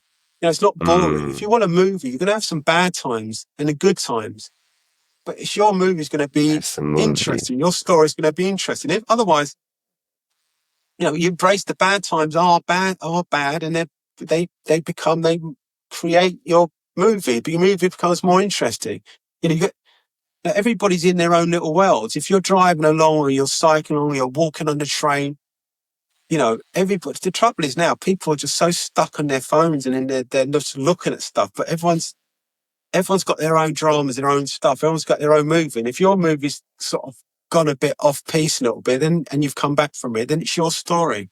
I think it just, if you're looking back, and I know that from writing the book. Writing the book, I'm looking at the stuff. I mean, I did a thing where I went into Afghanistan and I've done all sorts of crazy stuff. And I look back and I think, even when I look back now at an older man, I look at the madness that I got up when I was younger, I do look at it and thinking, do you know what? Shouldn't have done that. But, it's made it interesting. I'm writing about it now, and it makes it interesting. So your story is your story. So the bad times become your movie. As long as you don't let the bad times be, become your movie, as in the ending. You know, it's Mm, part of the movie. The bad times and the good times, it's all part of the story. Just don't let the bad times define you. Let it become part of the story, not don't let it define your story. And then you've got something that you can have. And then, as you get older, you might be sitting down and have the same conversation with someone else because you've gone through it. You get wisdom from your bad experiences. You get wisdom from those stuff. You don't get so much wisdom from happy times. You get fun and, but you learn and you have those moments when you're sitting in that jail that you were in that jail. I can guarantee you probably got such an injection of wisdom at that time because you had to contemplate. You learned more probably from that than most things in your life because that was probably a pivotal. What am I doing here? I've done this again. Why have I done this again? You learn from those things. You learn an awful lot from bad times. The good times can be dangerous because sometimes you get to a stage where you get out of control. All of a sudden, your world just falls apart. You've seen that recently with lots of people now, and you look at certain people in the media at the moment, where their lives are just suddenly being on, because they got out of control. They danced with the devil for far too long. But if you can dance with it a little bit and you can learn from it, and you hit those moments, then there are moments of reflection, and there are moments that you can learn from. You learn from your mistakes, and if you're fortunate enough to be able to come out of them, then that will give you wisdom. You'll gain wisdom from those moments, I think, for sure. I mean, I've got a 15-year-old son. And I spoke to him a lot about the book. Before I wrote the book, I had to get his blessing because I told him that, it was going to be about drugs and stuff. And we talk about stuff in depth. And I've got a lot of stuff that I discuss with him because I've gone through stuff because I'm old. I've gone through many things. And he's at the age where he's probably looking at stuff and doing this and doing that. Um, you know, you, I, I've got knowledge from bad times. The good times are fun, but you don't learn as much from the good times. You learn from the bad times. So if you've had a few, you don't let it wait. Don't let it be an anchor to you. Just look at the fact that if you've gone through it and you've recoded yourself and you've made that new pathway, mm, then you've got knowledge. You've got knowledge, and you've not read it in a book. You've gone and done the field work. There's not right. like you've actually done field work. So if you've got any deep shit that's been dark or whatever, you've done it. It's not like someone telling you, you've done it. So you've got knowledge about it. You feel it. You felt it. You've had your battle with it. It's your wisdom. It's not a book's wisdom. Oh, It's your yeah, story. bro. That's powerful stuff, dude. You're very well spoken and you can really articulate this stuff very well. How were you always this well spoken and knowledgeable? Or I'm always curious, especially people that are older, like, how do you continue to educate yourself? Do you like read books? Do you have mentors? Or how do you continue to grow your knowledge and your wisdom? I've just done an awful lot. I've lived a lot. And I think that I was brought up really very well. My parents are very educated. My brothers are quite studied, but I wasn't. But my parents were really into. I learned to understand the English language. My mother, my mother and my father are all quite well spoken, and they made an effort. How we'd sit around the dining table. There's 7 kids, so we've got 3 brothers, 3 sisters. Wow. My mum and dad. It's a Catholic family. You sit at the table and there's debates and chat, and there's lots of debates going on. There's lots of stuff. They're encouraged. So there's lots of encouraging conversations. And so we spoke a lot. So there's a competition because everyone wants to talk and everyone wants to have their bit. So, they encourage that. And I was dyslexic. So my parents used to, pay for me to get like lessons and stuff. But it's I think, just like, my parents were the foundations and they were crafted, me. But just being a young boy and having an excitement for life. I'm very excited for life. I lived in a little town, in a sleepy Mm, town in Epping. I dealt with many situations. There was a lot of racism when I was a kid. And there was when I was a young boy, there was lots of skins and stuff around, and I was dealing with I had a lot of attacks and stuff. Um, so I've just gone through many, many experiences and many, many. I've just lived a bit, and I really have lived. I've never I've never lived in this. This is another thing. I don't know why, but I've never stayed in the same house more than 5 years. This is really Hmm. weird. Since I left my parents' home when I was in my early 20s. So I've always moved.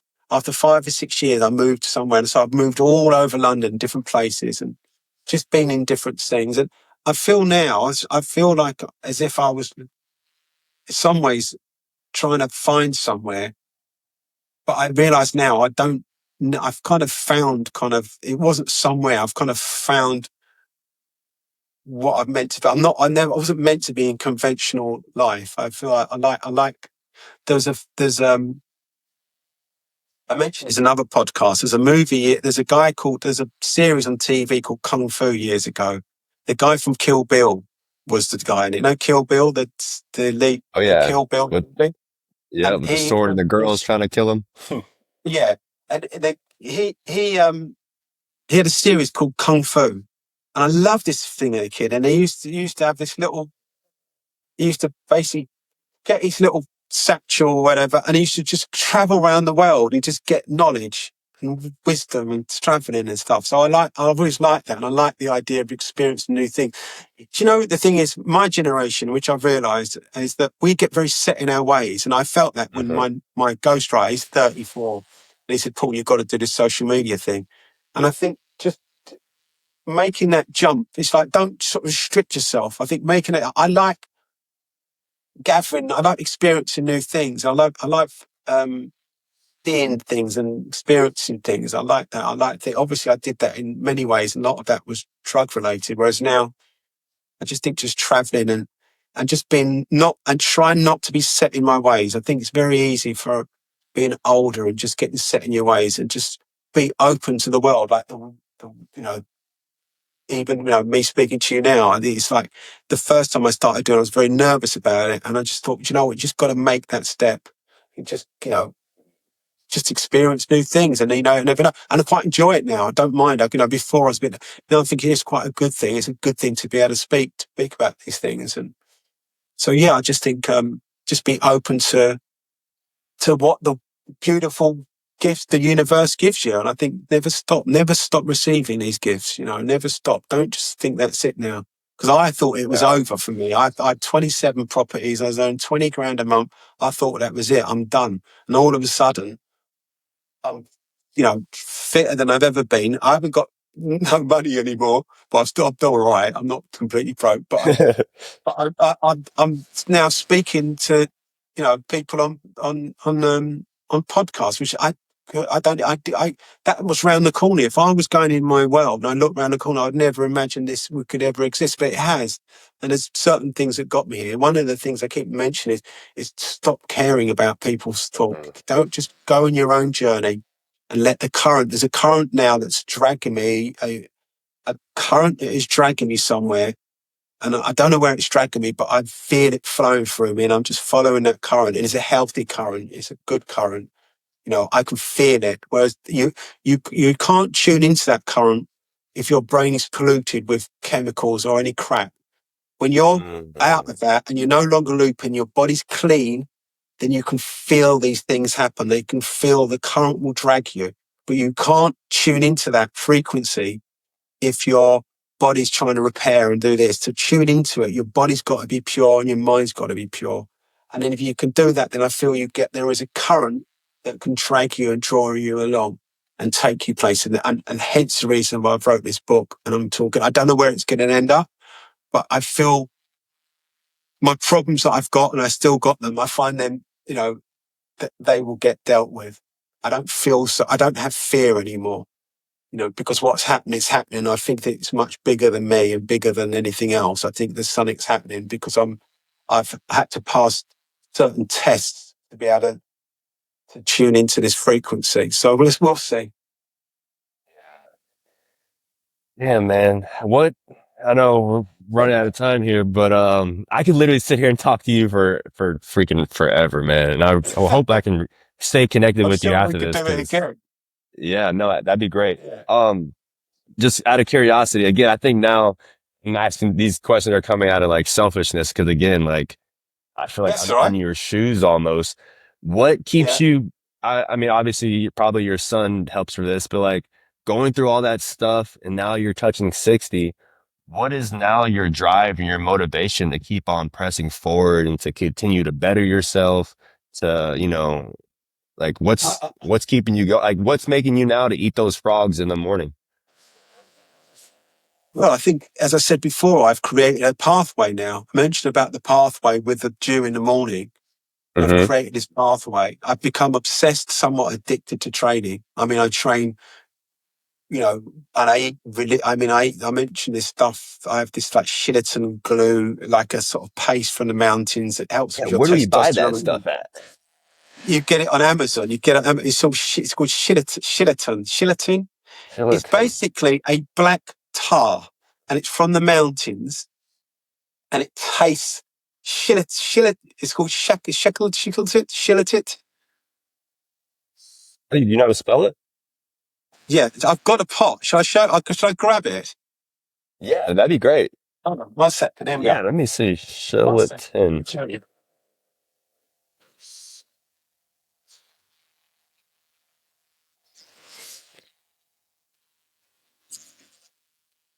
So this stuff, it's called Shilajit. There it is. Pure Himalayan organic gelatin resin. There you go. I take that. See, I've gone deep. So I told you about tongue. I take that, and I take stuff like testosterone. It's a herbal stuff. It's all herbal stuff, and I take NADs. So I've got addicted to ashwagandha. I finished. I just got addicted to health, addicted to the. And I said I can see and it's become an addiction, but obviously it's a healthy addiction. There's a there's a close words between addiction and obsession. Addiction's got a bad rap, which it Mm. should do. Obsession hasn't, but they're similar. Like I said, Mike Tyson was obsessed with his boxing, slightly addicted. When he came out of it, he went on his bender. Tiger Woods, golf, same thing. Not comparing myself to those two anyway, but I understand that my cocaine addictions and my raving addictions, they were separate, but they were both addictions.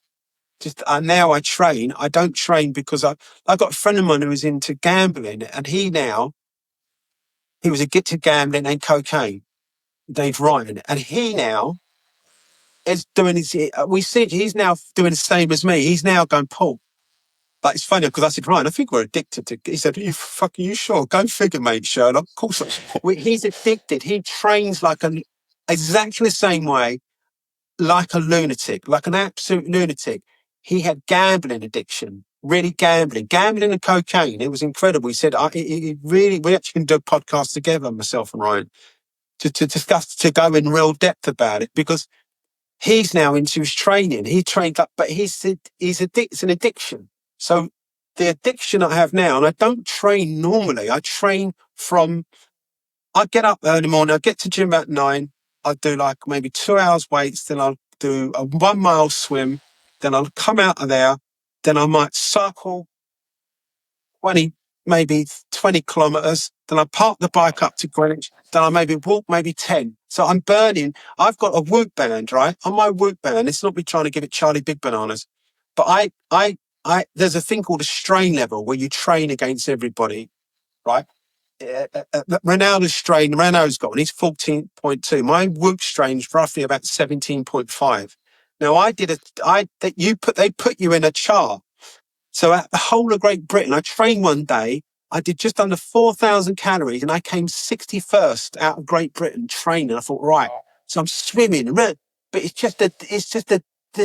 thing where it's the thing. But the thing is, I overtrain it. So my brain's capable of just going, mate, you need to slow down a little. You need to eat better. You need to fuel better. Fortunately, I've got data. So all that stuff, I've spent a lot of time in nature, a lot of time away from stuff, but exercise it does give you a little endorphin hit. So clearly I've got a thing about endorphin. I like endorphins, and Mhm. cocaine was a quick way to get them. But the trouble with cocaine, you borrow all your tomorrows. In fact, you borrow tomorrows and the week after. So you get all your endorphins, you compress them into a few hours, and they're gone. And now you're chasing for something that doesn't exist. It's gone. The thing with exercise is beautiful because you train, train, train. You get an endorphin dump, which I'm chasing, and then you get a bit tired the next day. Go to bed early, get your 7 hours sleep. Bam, you get it again. You feel better. In fact, it's actually the only drug that's actually makes you feel better. Ecstasy feels great, but eventually you have to come down. With exercise, it's a long, long pathway to go to. But if you get down that exercise and start training, going down that road, you there's no come down. It's all positive. Mhm. It's like, that case I told you with Pulp Fiction when you open up the case. Ding, Yeah, yeah. perfect drug. That's it. Exercise, training, and there's no come down. It's the perfect drug. The perfect drug.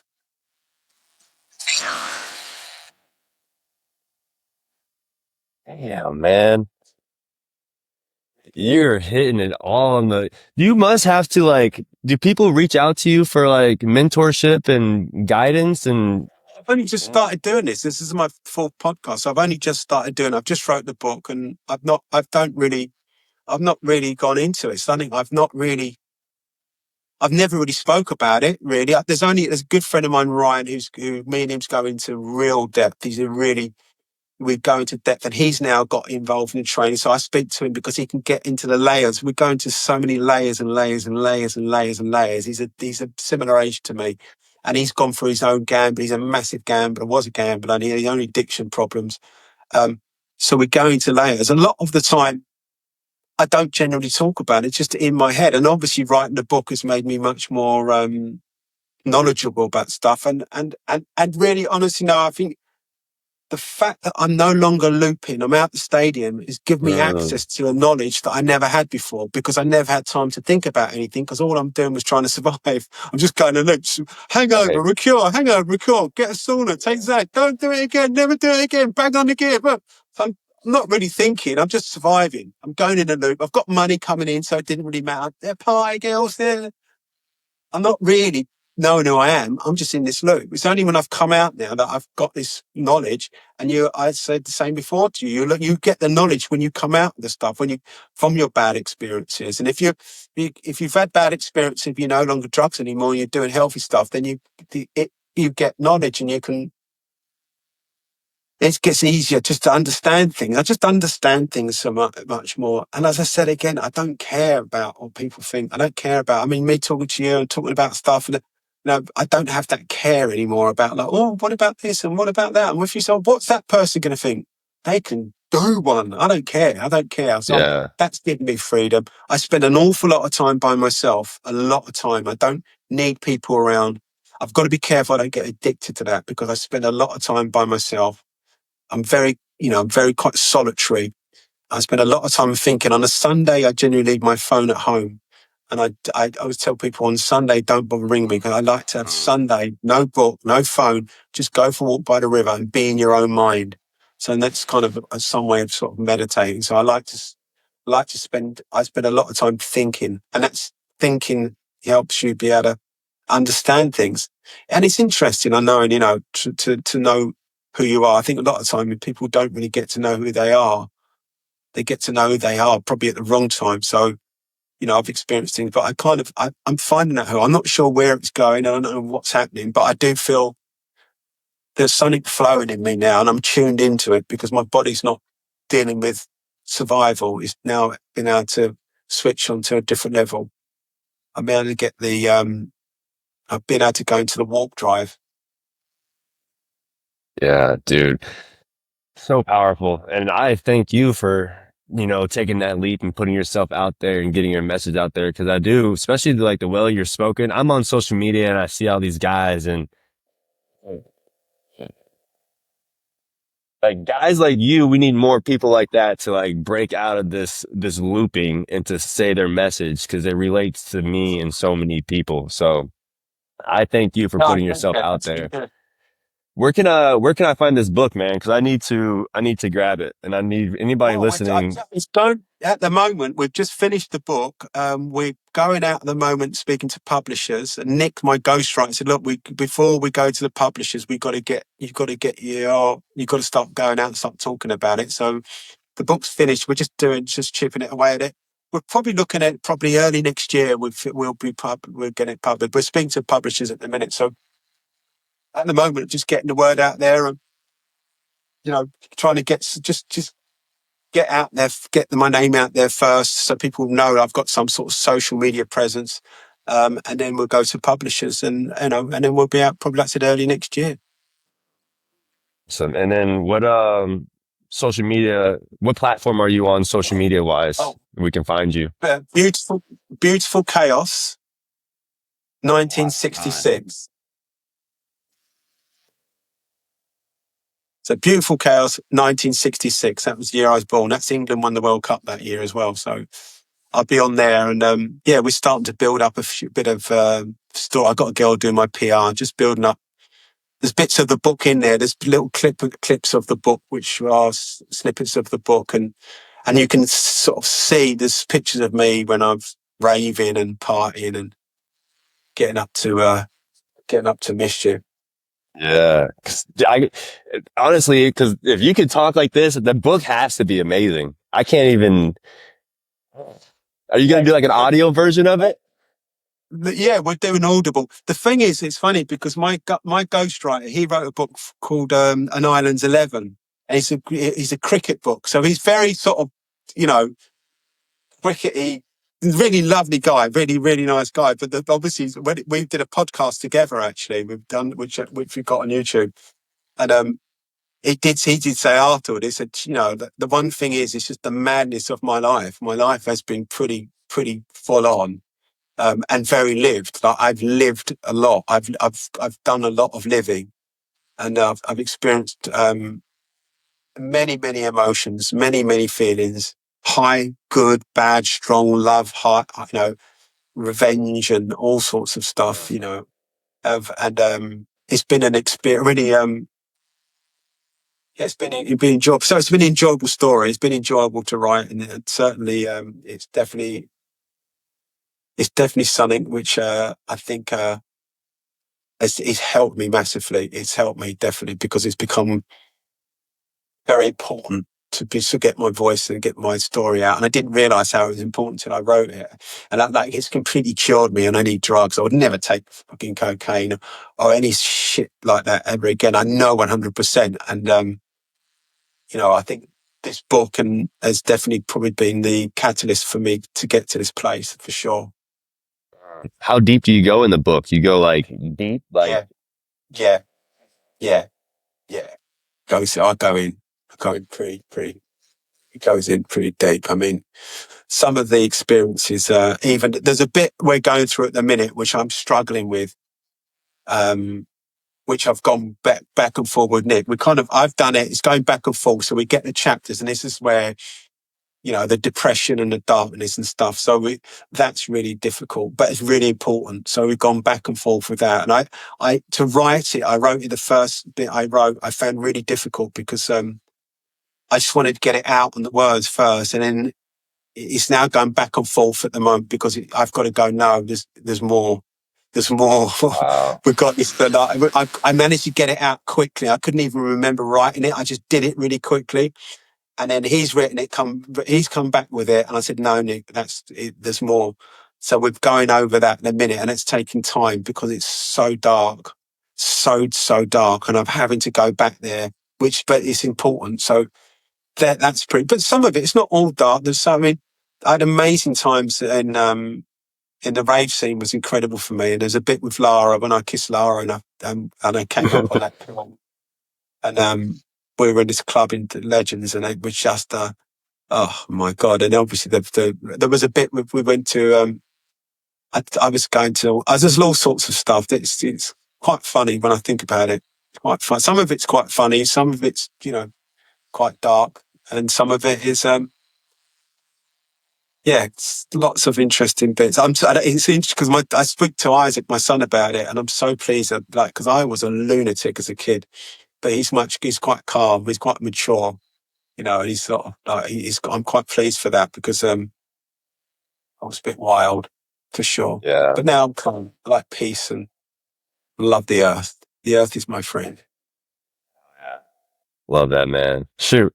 Paul, I'm a huge fan. I can't wait for I wish the book was out now so I could just pick it up and I could plug it down in the link and help promote it, do my part to promote it. Cause again, man, you just in this 2 hours that we talked, you really you don't know it, but you've helped me out so much. So I No, wish the thanks for book was that, out man. so I could do my part to help promote it and everything. So when it does come out, Yeah, well, definitely, I'll let you know. Like I said, it should, we might be, we're looking probably maybe before Christmas or maybe just after that. The book's finished. It's just now going out, getting on podcasts, getting my name out because I had no social media whatsoever. Never done any. So I didn't even have an Instagram or anything. So I've had none of that. He said, I went on the first podcast and I asked him, I said, I haven't got one. I've got nothing. So now I've got to get stuff out and just get and start talking about it. And then we'll get it published and get it out. So yeah, I think it'll be ready for maybe the end of the year, but I think early next year. Like I said, I'm not bothering trying to get it out before Christmas or anything like that. I just when it's ready, it'll be ready. There's just like a few bits we've got to just go back, but it's taken that's 5-6 years it's taken. So it's been a long process. It's been a long, long time. I'm just, like I said to Nick, I don't know what happens when it's finished. But now, look, I'm speaking on podcasts. I'm speaking to people like yourself, and I actually quite enjoy it. I did something I didn't, I quite enjoy it. I quite enjoy speaking, and it's interesting talking about subjects that that have gone on. So yeah, it's been good. It's been good. awesome, man. I'm excited for it. Again, I know people probably they wanted it rushed out, but I think it's important for you to take your time and do it proper. Get the message Yes. out, get your story out proper. Yeah. Yeah. So Yeah.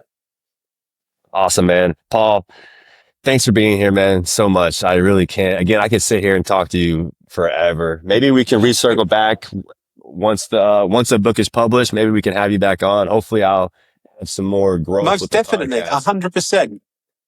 and we can get the message out there more. But again, I'm a huge fan, man. So I appreciate you for taking the time. Thank you so much. Very kind of you. Thank you so much, Noah. Thanks, man. Okay, so I know not everybody has the time to sit down and watch or listen to a 2 hour long podcast.